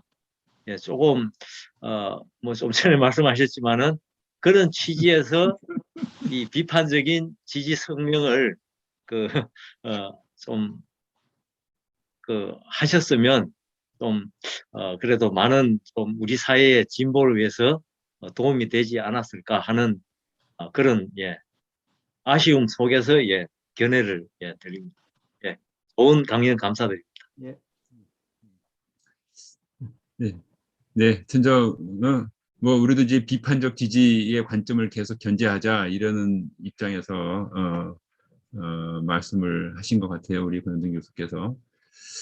근데 우리 김누리 교수님 여러 가지 독일의 정치 제도에 대해서 말씀하시지만 저는 독일 정치 중에 강점 중에 하나가 이런 그 프리드리히 나우만이나 뭐 에버트나 아드나워나 이런 정당 장학금이 지급된다는 난 그것도 상당히 의미가 큰 것 같습니다. 정치 발전에. 우리도 사실 제도적으로 도입할 필요도 있지 않은가 하는 생각이 드는 그런 시스템인 것 같아요. 예. 우리 손 들어주신 손덕기 우리 대표님 말씀 한번 해주실까요? 마이크 켜고. 예, 교수님 강의 잘 들었습니다. 저는 잠실 주민 손덕기인데요. 좀 지역적인 좀 질문인데요. 이전에 제가 최경환 전 경제부총리가 정치적으로 잘 나갈 때 봉은사 사거리에 위스콘신 주립대학교 유학 컨설팅이 있더라고요. 그래서 야 무슨 위스콘신 대학교가 무슨 아이비 리그도 아닌데 저는 제일 큰 문제가 우리나라 대학의 교수들이 너무 미국 대학 출신들이 너무 많다는 거죠. 그래서 제 생각에는 우리나라 한국 영화의 르네상스를 뒷받침한 것 중에 하나가 스크린 커트제라고 보거든요. 물론 그게 전부는 아니겠지만은. 그래서 제 생각으로는 대학 교수 국가별 커트제를 좀 도입하는 게 뭐 국립대학교부터 아니면 뭐 중앙대학교가 처음 한다든지 그런 한번 그걸 통해 가지고 좀 다양성을 좀 보여주는 게 하나의 어떤 좀 우리나라의 그 좀 진보하는데 좀 도움이 될 거라고 보는데 교수님 생각은 어떠신지 궁금합니다. 예, 너무 멋진 생각이라서 네, 저는 생각을 못 해봤는데요. 네, 정말 중요한 말씀이고요. 지금 아마 여러분들이 한국 사회의 미국화가 굉장히 심하다는 걸 아마 다 느끼실 텐데요. 이 미국화가 가장 심한 영역이 어딘 줄 아세요? 대학입니다. 대학 교수들의 거의 대다수가 다 미국입니다. 그래서 그것은 지금 뭐 더 심해졌는데요. 경제경영학과는 거의 95% 이상이 다 미국 교수입니다. 법대가 가장 미국 교수가 적고요. 우리 법대는 그래도 독일, 유럽 쪽이 좀 있는데 경제경영은 뭐 거의 95% 이상이 다 미국 교수들이라서 그분들은 그냥 미국에서 배운 게 마치 세상의 글로벌 스탠다드라고 생각을 해요. 굉장히 심각한 문제인 거죠. 네. 그게 지금 한국 사회를 굉장히 어렵게 하는 중요한 요인 중에 하나라고 저도 생각합니다. 그래서 아주 좋은 아이디어 주셔서 고맙고요. 제가 그런 걸 건의할 기회가 있으면 한번 말씀해 보겠습니다. 예. 네, 우리 홍미영 의원님도 말씀해 주시죠.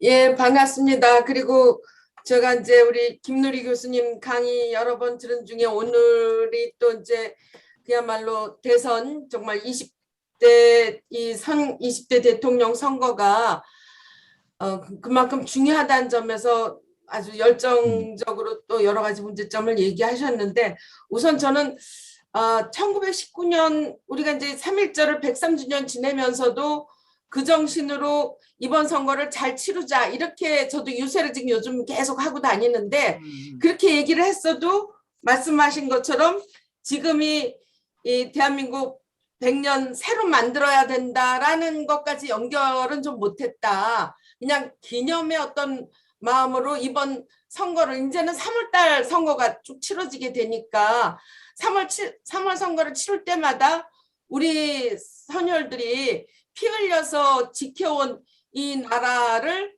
우리 후손들한테 그런 마음으로 투표를 하자 이 얘기는 했는데 조금 더 적극적인 생각을 가졌어야 됐다 이런 생각 들고요.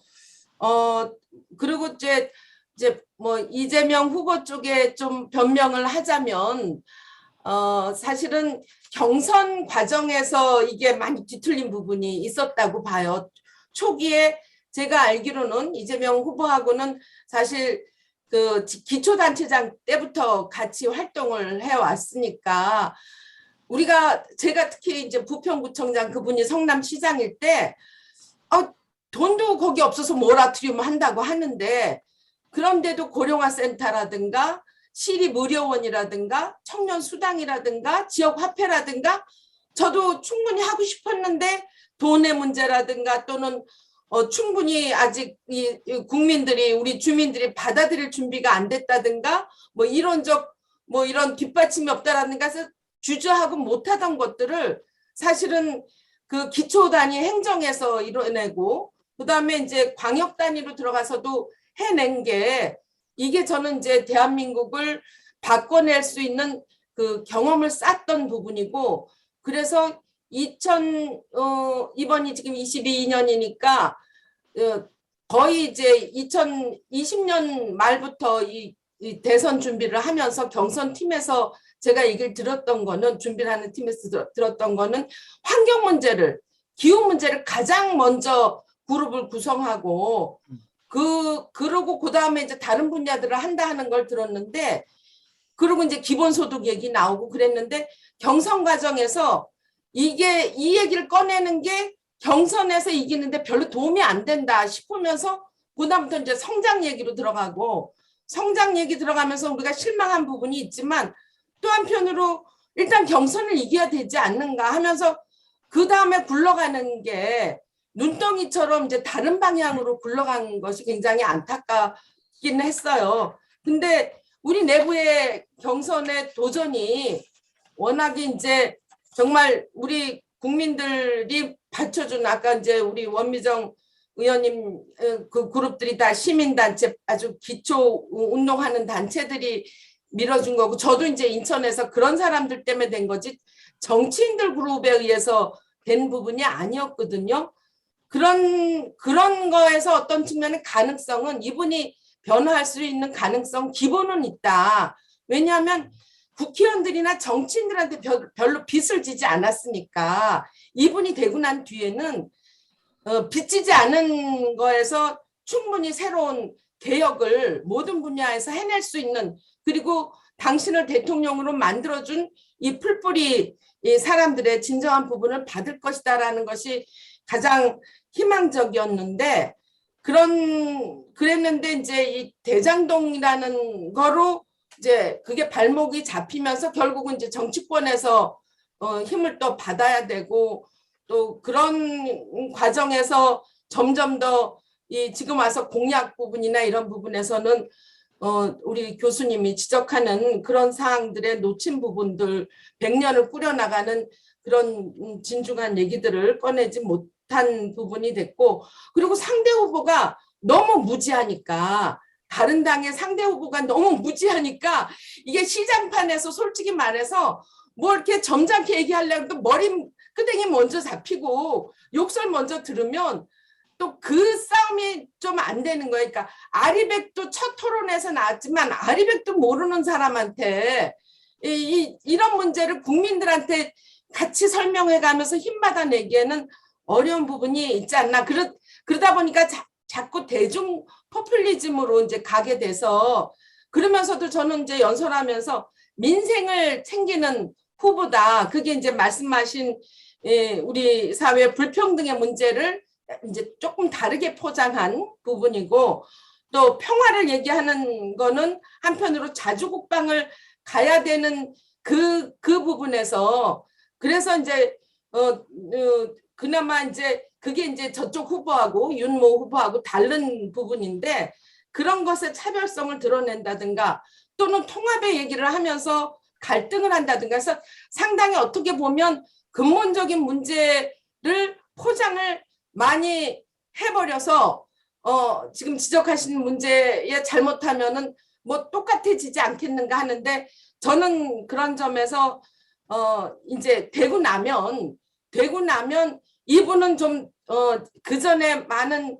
정치인들의 행태가 다를 것이라는 희망을 계속 갖고 있고 또 한편은 지금 제가 알고 있는 건 끊임없이 이 새로운 정책에 올바른 얘기를 해줄 수 있는 그런 사람들의 그룹들을 찾고 있는 걸로 압니다. 기왕에 그냥 유명한 사람들 이렇게 뭐 하는 게 아니라 당신이 집권을 하게 된다면 조금 이 전반에 기왕에 해왔던 한국의 문제들을 바꿔나갈 수 있는 새로운 시각 또는 새로운 그 역할들을 할 사람들을 찾고 있는 걸 저는 뭐 이건 제가 직접 경험하고 또 같이 참여하고 있어서 그런 점에서 가능성은 가장 높다.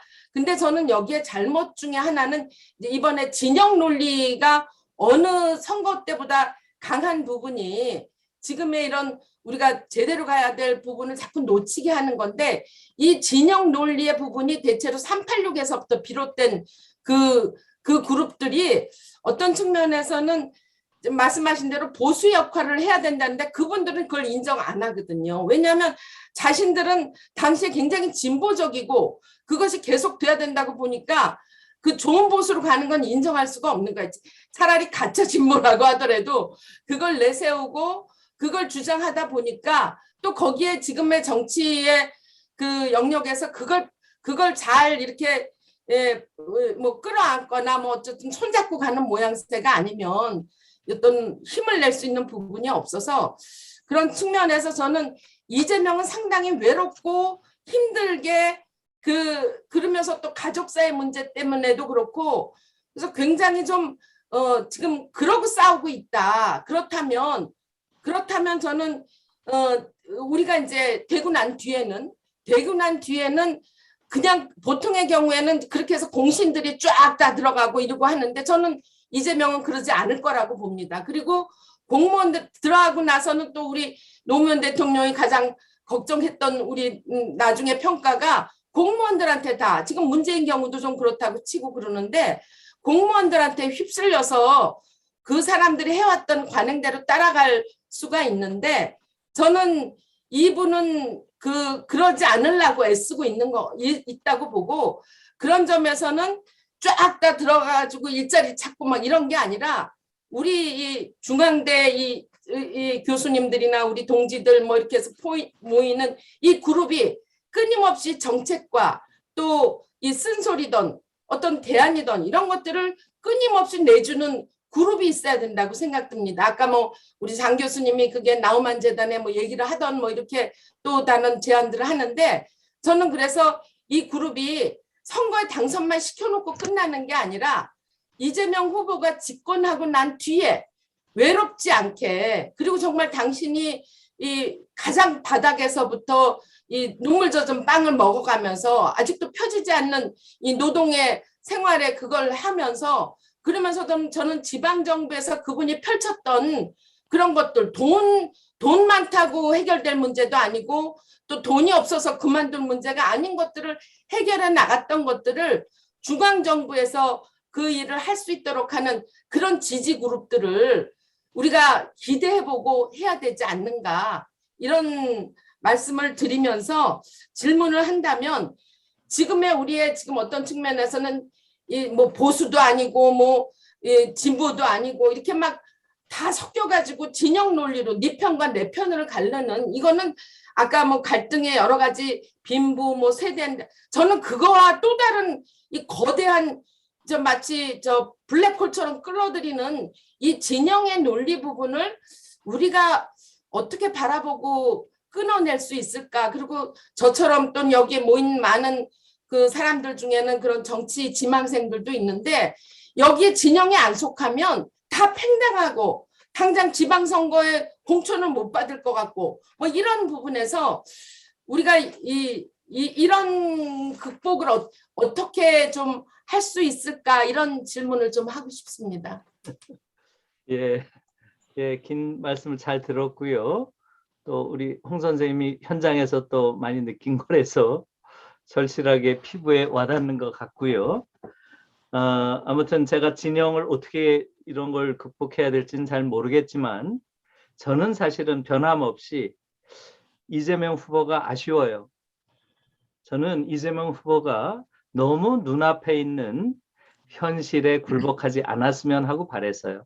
제가 이재명 그 캠프에다도 분명히 얘기를 했어요. 이재명 아주 훌륭한 정치인인데 현실 앞에 너무나 쉽게 굴복을 한다. 이재명이 질 수도 있다. 그러나 미래의 비전을 보이고 져야지, 지더라도. 그러면 다음에는 이재명을 따르는 수많은 사람들이 있을 수 있다. 그러나 지금 이런 싸움에서 지면 아무도 안 따릅니다. 누가 따르겠어요? 아무런 비전을 보인 게 없는데. 그래서 저는 큰 그림을 그리고서 이 싸움을 했어야 되는데 너무나 잔챙이들을 가지고 작은 것들을 가지고 자꾸 이렇게 하고 큰 걸 놓치는 게 너무 소탐대심을 한다. 그리고 그 주변에 과연 어떤 자들이 있길래 이런 식으로 끌고 가는가, 거기에 대한 우려를 지금도 가지고 있고요.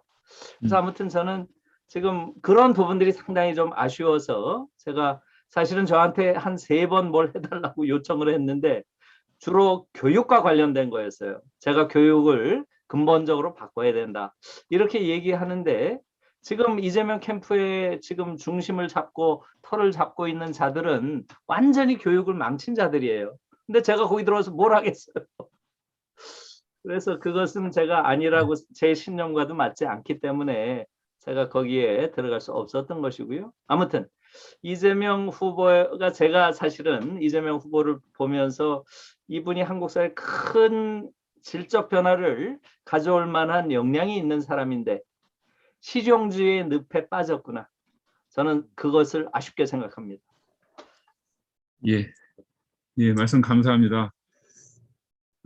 예, 저도 뭐 시간이 많이 된 것 같긴 한데 저도 조금 제 의견을 말씀드려서 질문 좀 드릴 게 있긴 한데 그 제가 알고 있는 이제 이재명 후보는 그 관통하는 철학은 있는 것 같아요. 지금까지 쭉 해온 걸 보면 나름 담대한 철학도 좀 있고요. 이제 우리가 얘기하는 이제 능력주의의 이제 문제점도 잘 파악을 했고, 그 뭐 롤스의 이 차등의 원칙에부터 비롯되는 아무리 개개인이 능력을 가지고 있다 하더라도 그것은 혼자서 만든 것이 아니고 사회 속에서 이제 만들어진 것이고 자연 속에서 만들어진 것이기 때문에 우리가 이 사회에서 나눠야 할 몫이 있는 것이다라고 하는 관점, 뭐 이런 것은 잘 파악을 하고 있는 것 같습니다. 그래서 이제 기본소득이라는 것도 사실 이제 거기에 기반해서 나온 의제인데, 그래서 이제 전환적 성장, 전환적 공정 성장의 의제로 이제 채택을 했던 것 같고, 근데 그것이 이제 아까 우리 홍명 의원님 말씀하셨던 경선 과정에서 선별적 복지와의 충돌 문제도 있었고, 이제 이 사회에서 좀 받아들이지 않는, 이제 그게 좀 아쉬운 부분이죠. 좀 더 뚜렷하고 명확하게 그것을 좀 짚고 나간 그게 있으면 좋겠는데, 그런 것들이 조금 위축된 느낌도 없잖아 있습니다. 근데 이제 제가 우리 김누리 교수님께 한번 의견도 좀 구하고 싶은 것이, 앙겔라 메르켈이 사실은 이제 통합 정치를 잘 한 사람으로 평가가 되고 있는 건데요. 이제 독일 사회에서 사회 통합이라고 하는 거, 그게 어떤 뭐 가치 철학이나 어떤 시스템의 기초에서 그런 사회 통합이 잘 이루어졌다는 평가를 받을 수 있는 것인지, 이제 미래 대한민국이 그런 통합의 정치를 한다면 어떤 것으로 방향을 잡고 가는 게 옳을 것인지, 한번 이런 것도 한번 좀 말씀해 주시면 어떨까요? 그러니까요. 어려운 말씀이고요. 예.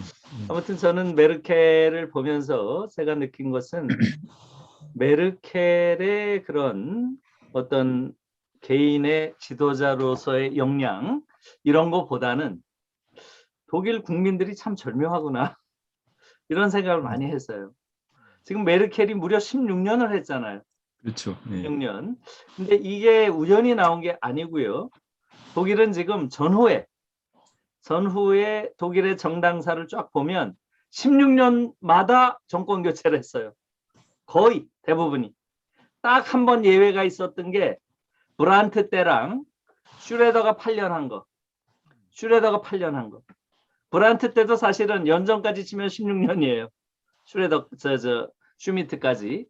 그러니까 독일의 이 정치 구도라는 게 아주, 제가 보기엔 독일 국민들이 상당히 놀라운 면이 좀 있다. 사실은 4텀이면 길어 보이지만 4텀 정도 해야 사회가 변하는 거죠. 그러니까 4텀 정도, 16년 동안 말하자면 성장 기조로 가다가 사회적인 분배 구조가 악화되면 국민들이 감각적으로 3인당을 또 찍고, 3인당이 한 4텀 정도 분배 구조를 강화하면 성장 기조가 또 약화되니까 이러면 또 기민당을 찍고, 이렇게 계속 온 거예요 지금까지. 요번에 지금 메르켈이 14년 동안 하고 하면서 16년 동안 하면서 요번에 3인당으로 넘어온 것도 어찌 보면 많은 사람들이 3인당이 또 질이라고 많이 예상을 했는데, 그렇게 온 걸 보면 대체로 요 16년 주기설이 독일에서 맞아오는 것이 아닌가, 저는 그 생각을 했고요. 그 다음에 메르켈이 가지고 있는 면은, 저는 사실은 메르켈이 동독인이라고 하는 그 사실을 좀 주목할 필요가 있다고 봐요. 우리가 통일되기 직전에 그 무렵에 나온, 통일된 후네요. 통일된 직후에 나온 유명한 책이 Die Ostdeutschen als Avantgarde, 이런 책이 나왔어요. Die Ostdeutschen als Avantgarde. 그러니까 아방가르드로서의 동독인들, 이런 책이 나왔어요. 그러니까 일종의 새로운 통일 독일의 전위적인 그러한 사람들, 통일 독일을 이끌어갈 사람들이 결국 동독인들이 될 거다, 이렇게 예측하는 그러한 사회학자의 글이었는데, 특히 여기서 이 사람이 얘기한 게 바로 동독의 여성들이 통일 독일의 아방가르드가 될 거다 이랬는데 딱 맞춘 거죠. 메르켈이 딱 되고 무려 16년 동안이나 그걸 끌고 갔는데, 거기에는 통합의 정신도 있지만 사실은 동독 사회에서 내면화된 연대의 그런 정신, 동독 사회가 어쨌든 사회주의 사회였기 때문에 늘 남과 같이 살아야 된다고 하는 이러한 연대의 정신이 메르켈 같은 경우는 사실은 뼛속까지 굉장히 깊게 각인돼 있었던 것이고요. 그러한 것들이 오히려 서독의 프로페셔널한 정치가들보다도 통일 독일의 국민들에게 더 강한 그러한 영향을 미치고 더 호소력이 있었던 것이 아닌가, 그런 생각을 좀 해봤습니다. 근데 독일의 그 사실은 그 국민들 이제 뭐 우리 김누리 교수님 교육 말씀 많이 하시는데 사실 이제 경쟁 없는 교육 이제 이런 것들이 독일의 통합을 가능하도록 만든 원천이기도 할 것 같다는 생각이 제가 한 때가 있거든요. 그러니까 뭐 이주민이나 난민이나 이런 문제에 있어서 상당히 전향적이 되는 이유는 그런 이제 교육에서의 경쟁 이제 악으로 생각하는 그런 교육 철학이 굉장히 중요하다는 생각이 들기도 하고요. 그러면서 또 그 사회 통합 프로그램을 많이 만들어서 운영한 것 같습니다. 그래서 앙겔라 메르켈이 그 난민 받을 때 우리에게는 좋은 통합 프로그램이 작동하고 있다. 내가 국민들을 설득하겠다. 뭐 이런 얘기도 할 정도로 자신감 있게 해서 이렇게 많이 받았었고, 그 중에 하나는 사실 스포츠를 통한 사회 통합 정책. 난 이것이 굉장히 잘 된 것 같아요. 이게 이제 우리 사회에서 사실 그 길로 이제 가야 된다는 생각을 하고 있기 때문에 제가 강력하게 그래서 얘기했고, 다행스럽게도 스포츠 기본법에 제1조 목적 조항에 사회 통합을 목적으로 한다는 것이 들어갔어요. 그래서 이제 그런 것이 이제 우리 사회에 좀 선진화된 모습으로 가는 그런 게 아닐까 싶어서 사회 각 분야에서 그런 사회 통합의 정신을 좀 집어넣어야 되지 않겠는가, 요소에 전 뭐 이런 생각이 들어서 좀 의견도 말씀드려보고요. 우리 김 교수는 항상 교육 쪽에서 말씀을 많이 하시기 때문에 정말 교육이 중요한 것 같습니다. 초등교육, 중등교육 과정에서의 그런 정신이 굉장히 중요하다는 생각이 듭니다. 우리 권영돈 교수님 하실 말씀 있으세요? 손 들었는데? 예. 예. 그 통합을 그 말씀하셔가고 예. 이제 김누리 교수님께서 좀 이 힘을 좀 보태주시는 게 좀 더 아쉬움이 많이 남습니다. 통합적으로. 예전에 네. 어디야 한국 교원대 이제 교장 연수 과정에 제가 가서 헌법 교육을 하면 했는데 거기서 보이텔스바흐 협약에 대해서 강의를 했는데 교장 선생님들이 그걸 안 좋아한 모양입니다. 한 2번 하고 제가 잘리고 말았는데 근데 이제 독일의 이 교육, 그러니까 이제 이 김누리 교수님께서 이제 좀 이런 데서 좀 힘을 보태 주셨으면 하는 생각이, 이 독일의 오늘날의 통합은 결국은 이런 이 초중등 교육에서부터 나오지 않는가. 그럼요. 예, 그런 생각이 많이 듭니다. 그리고 이제 그 김나지움이나 이제 대학교 같은 데서 이 총학생회를 구성할 때 그 합의제 민주주의가 이렇게 자연스럽게 이루어지더라고요. 예를 들어서 뭐 다 아시겠지만 총학 선거할 때 한 정당이 한 40개 나오지 않습니까? 그러니까 이제 그 학생 정당, 그러니까 뭐 예를 들어서 더불어민주학생당, 뭐 국민의힘 학생당 이런 식으로 하고 뭐 동성연애자당부터 해가고 뭐 한 40개가 나오는데 이게 이제 제1당이 50%를 만들어 나가는 과정이 결국은 이 초중등 이 교육 과정을 거치면서 얘들이 그런 이 연습을 하지 않습니까? 그래서 그게 이제 오늘날 이 독일의 연정을 가능케 하고 통합을 가능케 하는 그런 힘이 아닌가 싶습니다. 그래서 저는 뭐 이 또 교육 전문가로서 이런 부분들을 좀 알리고, 그리고 이제 좀 가장 가능성 있는 후보가 누구냐, 당신 그렇게 하라라고 하시는 것도 저는 또 좋은 그런 이런 음. 생각들을 공유케 하는 또 지식인으로서의 역할이 아닌가, 그런 또 생각이 듭니다. 예, 좋은 말씀이고요. 제가 이제 그 이야기를 조금만 드릴게요. 교육 관련해서.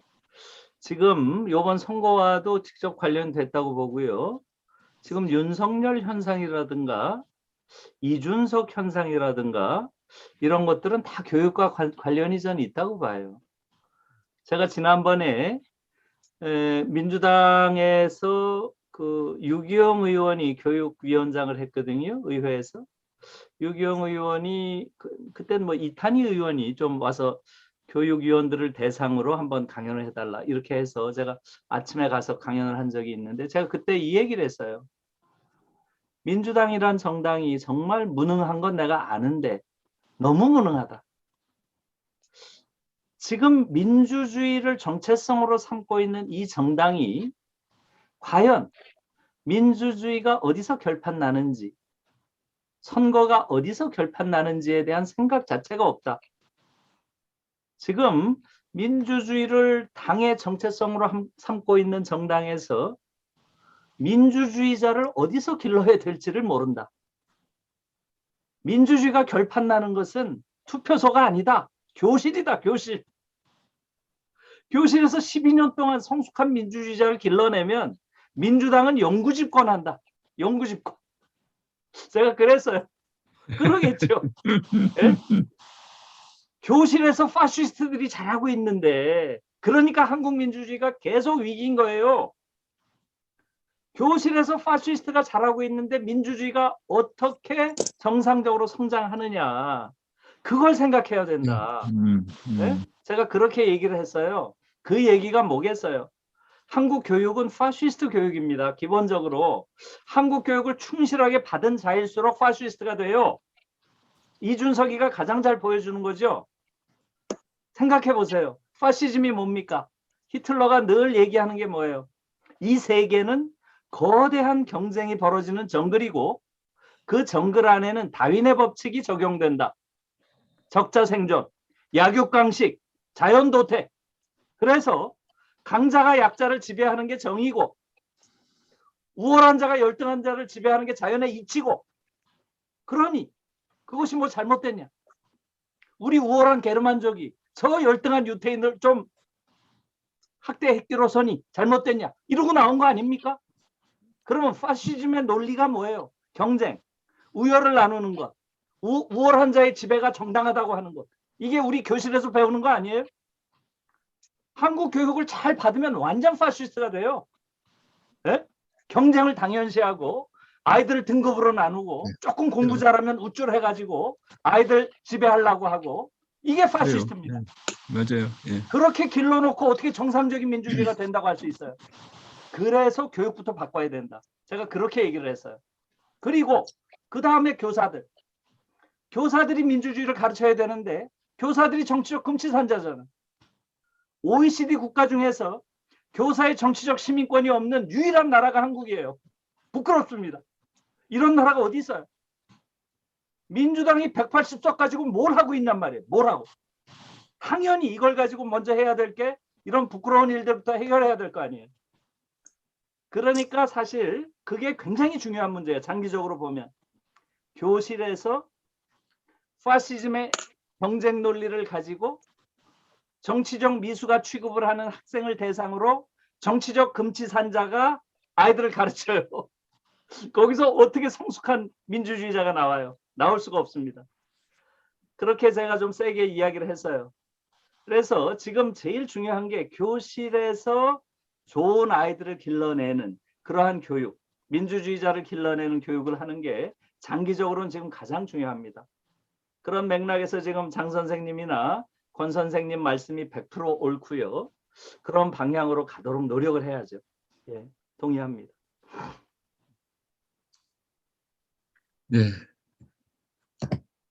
또 말씀 주실 분 우리 저 박상일 박상일 대표 말씀하실래요? 네, 잠깐만요. 네. 말씀드리겠습니다. 오늘 저기 강의 우리 김 교수님 강의 너무 잘 들었고, 지금 여러 가지 이제 말씀해 주신 거는 뭐 너무나 공감이 되는 얘기고, 정말 훌륭한 말씀이시고, 근데 단만 한 가지 이제 우리 뭐 권 교수도 얘기하고 했지만 좀 아쉬운 건 그거죠. 이게 멀리 있는 강물이나 뭐 우물도 지금 먼 상황이에요. 지금 급한 한 모금의 물이 필요한 거일 수도 있다고 생각이 돼요. 뭐 교육이 답이다 뭐 이런 것도 뭐 천번 만번 이제 공감을 하는 상황인데요. 그럼 당장 지금 현재 끌어다 쓸 수 있는 한 모금이 뭔지가 사실 좀 여쭙고 싶어요. 그리고 지금 당장 이 상황에서 조금씩 이렇게 뭔가 싹을 틔워가야 되잖아요. 이제 저는 그런 것이 전략이고 그런 것이 실행 전략이라고 생각을 하는데, 뭐 좋은 안이 있다는 거 이해합니다. 그런데 당장 그래서 어떻게 했으면 좋겠는지에 대한 의견도 한번 듣고 싶어요. 그거는 제가 할 수 있는 이야기는 아닌 것 같고요. 제가 무슨 전략가도 아니고요. 예, 그건 저한테 너무 많은 걸 요구하시는 거고요. 예. 아무튼 그건 이제 오히려 현장에서 계신 분들이 훨씬 더 잘 알 수 있는 부분들일 것 같고요. 예. 제가 이야기할 수 있는 건 거기에 대해서 많지 않을 것 같습니다. 예. 아마 우리 박상일 대표는 우리 김누리 교수님께 이제 거리의 소크라테스로 나서달라 이런 얘기인 것 같은데요. 그래서 직접 대면에서 제가 거리에 설득해달라. 나서면은 몇 명을 설득할 수 있겠어요. 그 부분이 이제 사실은 제가 네. 요즘 고민하고 있는 상황이거든요. 그러니까 네. 지금 우리 김 교수님이 얘기하는 것하고 우리가 지금 느끼는 감정이 똑같은 부분이 뭐냐면요. 상당한 무력증이 있어요. 제법 지자라고 얘기하고 제법 많은 식견을 가지고 많은 경험과 뭐 어떻게 보면 상당히 괴로운, 지금 이런 비슷한 얘기들을 상당히 오랜 시간 해왔고 고민이 많았지만은 여전히 같은 자리에 맴돌고 있다는 생각은 안 해보셨어요? 저는 이제 이런 것들이 우리 사회 많은 이제 지식인들이 겪고 있는 어떤 이제 뭐랄까 그 한 걸음이라고 생각을 해요, 사실은. 그래서 이번에 제일 큰 고민 중에 하나가 이번 선거에 이것도 이거지만은 지금 얘기한 딱 이 문제들을 계속 고민을 하고 있는데 이걸 어떻게 앞으로 풀어나가야 되는지가 정말로 걱정이 되더라고요. 그래서 이렇게 말만 계속 하고 있으면 서로 걱정만 하고 있으면 이게 어느 순간에 문득 깨달음이 오는 건가? 이건 아니지 않나라는 생각을 요즘 계속 하고 있어서 드려본 말씀이고요. 어쨌거나 같이 한번 노력해 봤으면 하는 바람으로 말씀드려봤습니다. 이상입니다. 지금 분명한 것은 굉장히 어려운 싸움이라는 거고요. 윤석열은 자기 능력으로 올라온 사람이 아니에요. 문재인 정부에 대한 분노가 만들어낸 괴물입니다. 그걸 어떻게 하겠어요? 거기에 대해서 어떻게 하겠어요? 제가 그렇게 썼어요. 제 칼럼에다가. 우리가 지금 이렇게 중요한 시대에 선거를 치르고 있다. 그런데 한 인물은 절대 되면 안 된다.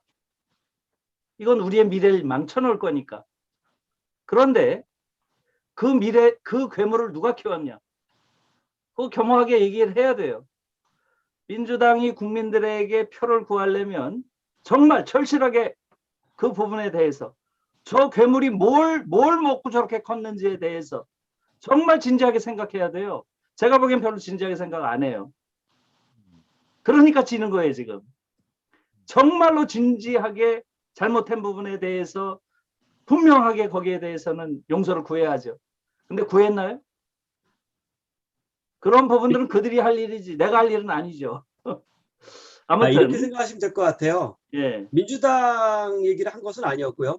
제가 보기엔 논점을 잘못 잡으신 것 같고요. 예. 제가 보기에는 예를 들어 가지고 민주당이 하든 아까 교수님 말씀대로라면은 윤석열 이 되든 누가 어떻게 지금 되더라도 교수님이 말씀하신 그런 어떤 수준에는 못 미치는 지금 상황이 됐어요.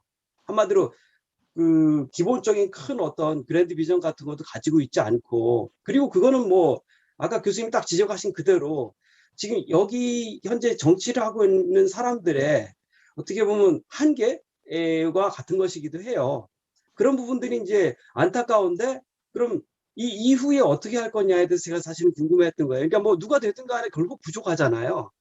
말 그대로 뭐 제대로 된 비전이 지면 잡히는 것도 아니고 사실 사회 여러 분야에 여러 가지 누수 현상이 생기고 있고 앞으로 미래는 암담하고 그럴 때 이제 아까 말씀드린 거는 사실 누가 어쩌고 뭐 저 잘못했다는 건 뭐 그건 다 알고 있어요. 여기 있는 분들 모두 다 공감하는 민주당의 잘못을 다 알고 있어요. 뭐 그것뿐만 아니라 우리 사회 어른들이 모두 저기 잘못해서 애들한테도 빚을 지고 있다는 것도 너무 당연한 말씀이고요. 모두 다 공감하는 얘기예요. 근데 이제 제가 좀 안타까운 거는 이제 그래서 그럼 우리는 앞으로 어디로 어떻게 가면 좀 더 힘이 될까? 그럼 후대에 뭐 미안하긴 한데 이제 지금 교수님 계속 강의를 하고 다니시고 하니까 이제 그런 걸로도 도움이 되시는 건 큰 도움이 되시고 해서 정말 감사하게는 생각하지만 그래서 우리들이 뭘 어떻게 하면은 좀 이렇게 도움이 될 수 있겠냐 여기에 대해서 조금 혹시 그 얘기는 제가 할 수 있죠. 지금 네, 그래서 우리가 앞으로 해야 될 것은 제일 네. 중요한 것은 선거법 개정이에요. 제일 중요한 것은 지금 한국을 이렇게 참담한 상황으로 만들어 놓은 것은 선거법이에요. 저는 지난번 민주당이 선거법 개정 과정에서 벌인 추태는 용서할 수가 없어요. 제가 그 책에서도 아주 자세히 썼어요. 그 위성정당 만들고 그것은 정말로 역사의 죄를 지은 거예요. 저는 너무 부끄러워요, 사실은. 예? 그러니까 민주당이 계속 도덕적 정당성을 계속 상실하고 있어요. 눈앞에 보이는 그 떡고물 하나 때문에. 그래서 저는 지금 거의 그 부류에 속하는 자들을 아무도 신뢰 안 해요, 사실은. 그래서 그쪽 이야기도 하기 싫어요, 솔직히 말하면. 그래서 아무튼 지금 선거법 개정을 통해서 국민의 민의가 왜곡되지 않는 방식을 만들어내는 것, 이게 정말 중요한 거거든요. 그렇게 되면 한쪽에 지금 민주당 왼쪽에 조금 더 진보적인 정당이 가능할 것이고요. 민주당은 이들과 경쟁을 해야 돼요. 근데 자꾸 수구랑 경쟁을 하려고 그래. 수구랑 경쟁하는 게 쉬우니까. 맞아요. 너무나 쉬우니까. 한심한 놈들이니까 얘들과는 만만하거든. 자기 왼쪽에 있는 자와 경쟁하는 건 힘들어요. 공부도 안 하고 얘들이. 민주당 쪽에서. 너무 무능하잖아요. 그러니까 지금 이런 판을 만들어낸 거죠. 죽어가는 수구를 깨워가지고 여기까지 다시 끌고 온 거 아니에요? 맞는 거기에 말씀이죠. 대한, 좀 그것도 지당한 말씀이고, 하여튼 그게 그것도 있고요. 그래서 저는 제일 중요한 걸 해야 된다면 제일 중요한 건 지금 선거법 개정이에요. 선거법 개정에 지금 이재명 후보가 이제 선거법 개정을 하겠다고 한 최근에 좀 다급해지니까 그 얘기를 들고 나왔는데 그게 어느 정도 진정성이 있을지 그 부분이 저는 제일 주목하는 부분이에요. 선거법 개정을 통해서 이제 국민의 표가 사표가 되는 걸 최소화하는 이러한 선거법을 통해서 비로소 한국 정치가 조금씩 바꿀 수 있다고 저는 생각을 해요. 뭐 하여튼 이재명 후보가 바꾸겠다고 했으니까요. 하여튼 그걸 또 믿고 또 당선을 시켜야지 이룰 수 있는 것이니까 만사여의 우리가 저 당선을 위해서 또 노력을 해야 될 것 같고 김누리 교수님도 뭐 해주실 거라고 저도 믿고요. 근데 이거 우리 저 경중수 대표가 오랫동안 손들고 있어서 한번 더 얘기를 좀 들어봐야 될 것 같습니다. 마지막 저 질문으로 생각을 하겠습니다. 마지막 질문이라고 그러니까 너무 부담스러운데요. 그 우리 김누리 교수님, 제가 교수님 강의 듣고 우리 중대에도 이렇게 훌륭하신 분이 계시구나 하는 걸 항상 느끼고 감사하게 생각하고 있습니다. 아까 얘기를 들으면서 제가 느낀 거는 그 우리 이재명 후보가 아까 우리 김누리 교수님께서 얘기하신 여러 가지 그 우리나라가 1등인 그 차별 그런 부분에 대해서 골고루 다 갖고 있는데 그런 요소를 그거를 발휘를 못했다 하고 얘기를 하시는 거에 대해서 저도 상당히 깊숙하게 그게 와 닿았습니다. 저도 한 번도 100년 대계에 대해서는 얘기를 생각해 본 적이 없습니다. 그리고 이제 제가 지금 질문하려고 했던 거는 다른 게 아니라 제가 하고 있는 업이 뭐 결혼 관련된 업을 하다 보니 제가 이제 항상 궁금해 왔던 게 우리나라가 왜 출산율이 이렇게 계속 떨어지고 있는지에 대해서 항상 고민을 사실은 해왔습니다. 근데 지금 김누리 교수님 얘기를 들어보니 우리나라 사람들이 앞으로 100년에 대해서 별로 관심이 없었다 보니까 애 낳는 것도 별로 관심이 없었지 않는가 그래서 혹시라도 우리 교수님께서 그쪽으로 좀 좋은 방안이 있으면 한번 말씀을 한번 여쭙고 싶다 하는 생각이 들어서 제가 질문을 하게 됐습니다. 예, 감사합니다. 그래요. 고맙습니다. 아무튼 지금 희망이 잘 안 보이니까 젊은 사람들이 안 낳겠죠? 예. 근데 희망이 안 보이는 정도가 아니고 제가 우리 대학생들이랑 얘기를 해보면 굉장히 그 절망감이 큽니다. 그리고 감각적으로 아는 거예요. 감각적으로. 내가 아이를 낳아도 그 아이가 이 세계에서 행복하게 자랄 가능성이 높지 않다. 내가 아이를 낳는 게 이 아이에게 예의가 아니다. 그렇게 느끼는 것 같아요, 아이들이. 그래서 두렵다는 거예요. 이런 사회에 아이를 집어넣는다는 게 두렵다는 거예요. 그래서 어떤 아이는 저한테 그러더라고요. 그 우리 대학원생들 같이 이야기를 하는데 이 사회에 이러한 지옥에 내 아이를 쳐넣을 자신이 없어요. 이러더라고요. 그 말이 너무 참혹한 말이죠. 예. 그게 지금 젊은 사람들이 가지고 있는 대체적인 생각인 것 같아요.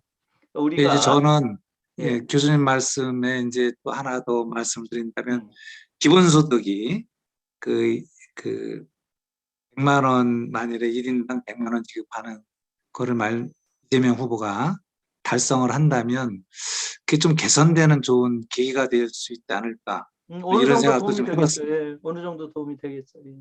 맞습니다. 예. 그래서 그런 측면에서 우리 교수님이 좀 홍보를 좀 많이 해주셨으면 좋겠다. 그래요. 네, 이런 말씀을 좀 드리고 싶어서. 네.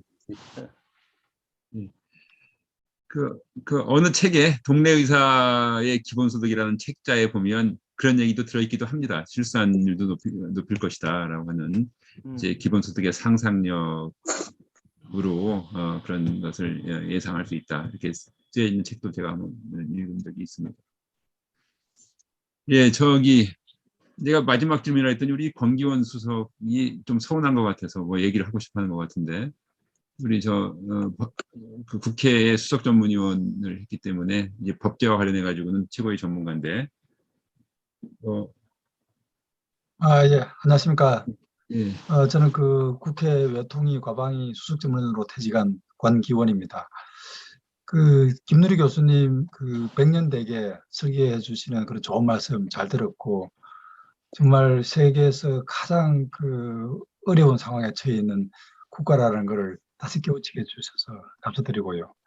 그런데 한편으로 보면 그 우리나라가 급성장해서 경제적으로도 그러고 그 정치적으로도 세계 10대 경제 강국이고 동아시아에서는 우리나라만큼 민주국가가 된 나라도 없는데 이런 좋은 환경에 있으면서도 빈부격차라든지 또 그 교수님께서 계층 간의 이동에 대해서 자신은 말씀 안 하시는데 계층 간의 이동도 지금 막혀가지고 능력주의의 허상에 그 시달리고 있는 그 한국 이제 청년들이 이 계층 간 사다리, 계층 이동의 사다리조차 지금 막혀가는 이런 그 어려운 상황에서 그 이제 계층 이동의 사다리를 성공적으로 이동해서 지금 대통령 후보까지 나오신 그 이재명 후보님 이런 분들이 이 사회를 이끌어 가야 앞으로 좀 더 이 능력주의 허상을 좀 타파하고 또 사회적 약자를 배려할 수 있는 그런 그 리더가 되지 않을까 그런 생각이 또 들고요. 그리고 또 100년대계까지는 지금 우리나라 그리고 이재명 후보님이 다 생각 못 하실 것 같기는 한데 그래도 디지털 대전환이라든지 세계 트렌드 그러니까 4차 산업혁명 그 클라우드 슈밥 그분이 말씀하신 그 4차 산업혁명의 시대에 대응해가지고 디지털 대전환으로 새로운 특히 지금 코로나 사태로 인해서 더 급속히 진전되고 있는데 그 4차 산업혁명의 진전에 따른 디지털 대전환 이것을 이제 이재명 후보님이 적극적으로 받아들여가지고 과학기술 혁신으로 앞으로 일자리도 엄청 그 창출하고 기술 혁신으로 그 우리나라를 또 더 경제 강국으로 세계 5위권 경제 강국으로 승화시키겠다고 말씀하시는데 그런 그 먼 100년 대계까지는 모르지만은 그래도 한 20, 30년 앞을 내다보면서 그 디지털 대전환 앞으로 가상 세계, 가상화폐 지금 벌써 그게 많이 통용되고 있지 않습니까? 그런 그 상황을 준비를 하고 있는 그런 상황이니까 그 우리 교수님께서도 이런 부분을 좀 감안해서 그렇게 또 고려해 주시면 좋겠고 제가 이제 말씀드리고 싶은 게 우리 한국의 계층 간의 이동을 지금 막혀가고 있는데 이걸 어떻게 좀 개선할 수 있는지 한번 여쭤보고 싶고 또 이제 제가 그 우리나라의 상황이 이렇게 또 진영 논리가 그 복잡하게 되어 있는 게 그 다당제 그러니까 이 선거제가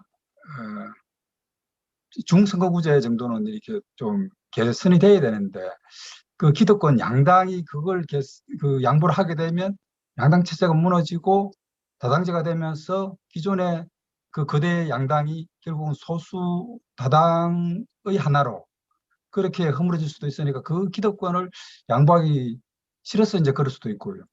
그런 부분에 대해서 어떻게 또 해소할 수 있는지 그것도 좀 여쭤보고 싶습니다. 그리고 또 하나는 그 우리가 이제 유럽 중심으로 이렇게 생각하시면 저도 이제 독일에 출장을 가보니까 독일이 우리나라가 따라가야 할 가장 모범적인 국가로 보이고 스웨덴은 아닌 것 같습니다. 스웨덴은 너무 복지를 많이 주니까 국민들이 더 이상 그 근로의욕이 떨어지고 하니까 그 좀 위험한 상황도 초래돼서 최근에 개선한 걸로 알고 있고요.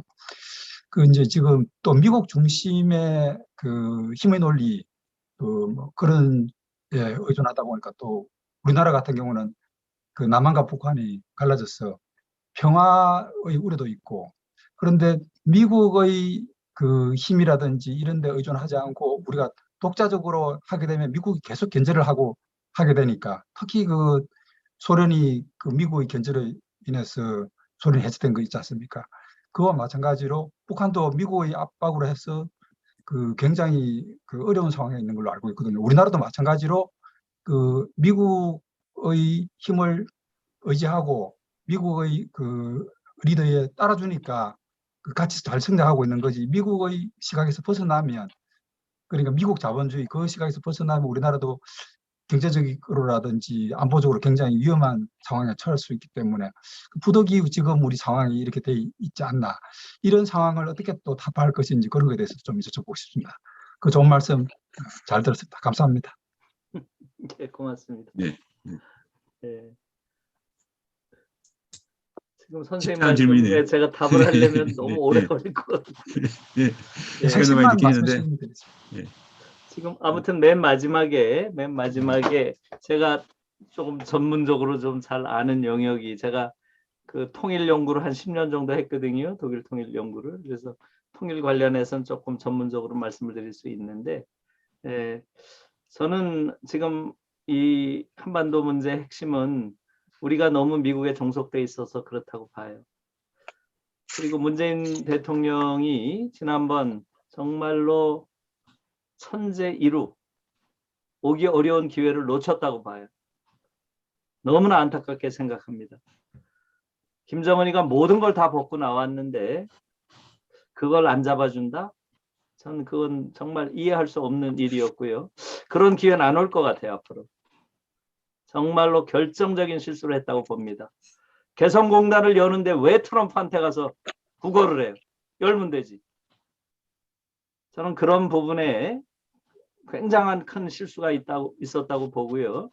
그건 독일 통일 과정에서 서독의 빌리 브란트가 어떤 입장을 취했는지 그걸 조금만 연구했어도 그런 어설픈 그런 아주 굴욕적인 그런 일을 안 했겠죠. 거기에 대해서는 제가 여러 번 썼어요. 칼럼으로도. 문재인 독트린을 천명해라. 제가 몇 번 얘기를 했어요. 문재인 독트린을 천명해라. 문재인 독트린이 뭐예요? 기본적인 외교 원칙을 천명하라는 거예요. 그리고 그 외교 원칙에 따라서 하면 되는 거지. 왜 트럼프 눈치를 자꾸 봅니까? 그건 정말 어처구니 없는 거예요. 너무 과도하게 그렇게 예속적인 태도를 취한 것이 저는 한반도 문제를 얼그러뜨린 아주 결정적인 부분이라고 보고요. 그건 뭐 저만 그렇게 보는 게 아니에요. 뭐 문정인이든 정세현이든 다 문재인 정부에서 아주 핵심인 사람들도 이해가 안 된다는 거예요. 결국은 왜 그렇게 됐어요? 정부 내에서도 통일부와 외교부 사이에 계속 이 알력이 있습니다. 그 과정에서 결국은 대통령이 결단을 해야 되는데 계속 외교 관료들 이야기를 듣고 그런 식의 결정을 함으로써 통일에 정말로 한 발짝 말하자면 평화체제로 이행할 수 있는 그 기회를 놓쳤죠. 그래서 저는 우리 권 선생님이랑 약간 입장이 다르고요. 저는 미국에 대해서 할 말은 하고 또 미국과 함께 할 것은 함께 하고 하는 게 말하자면 동등한 동맹국으로서의 태도지 예속적인 태도를 취하는 것. 너무 지금 굴종적인 태도에 몸에 배 있어가지고 정치적 상상력도 없고 이 한반도 문제를 풀어갈 주체적인 비전도 없어요. 그게 가장 큰 문제입니다. 미국에 너무 기대와서 그러한 무력감에 빠져 있는 게 통일과 관련해서는 가장 큰 문제다. 저는 한반도 통일과 관련해서 가장 큰 장애는 우리가 처해 있는 지정학적인 어려움이 아닙니다. 거짓말이에요. 우리 정치인들이 결여하고 있는 정치적 상상력과 비전의 문제입니다. 그게 없어요. 대부분의 정치인들이. 지금 이명박 대통령 저 누구예요? 이재명 후보가 대통령이 되면 그런 걸 좀 가져야 된다고 생각합니다. 예. 그래요. 아이고, 네, 감사합니다. 이 늦은 시간까지. 사실 오늘 우리 김누리 교수님 말씀 듣고 싶어하는 여러 사람들이 너무 많아서 사실은 제가 시간을 조금 더 오래 끌었습니다. 김누리 교수님 송구하지만 이 늦은 밤 11시 넘는 시간까지 이렇게 같이 하시도록 제가 만들었네요.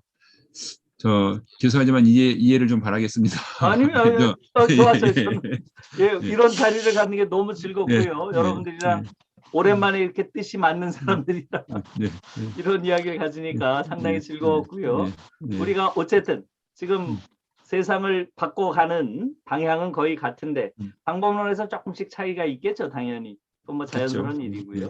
예. 우리가 노력해서 좋은 길을 열어내야죠. 예. 그렇습니다. 하여튼 우리 김누리 교수님 이렇게 우리랑 생각을 같이 한다는 걸 여러분들이 보셨으니까 더 이제 의지를 갖고 하셔도 좋을 것 같습니다. 예. 네. 고맙습니다. 네, 정말 깊이 감사드리고요. 예. 우리가 하는 행사 중에 오늘 이렇게 발제 토론 긴 시간 가장 오랜 시간 한 것 같아요. 예. 네. 진짜 감사드립니다. 여기 예. 같이 하신 여러분들도 깊이 감사드리고요. 네. 예. 네, 오늘은 이만 마치도록 하겠습니다. 예, 고맙습니다. 네, 감사합니다. 편한 밤 보내십시오. 감사합니다. 예, 다음에 뵙겠습니다. 감사합니다. 예.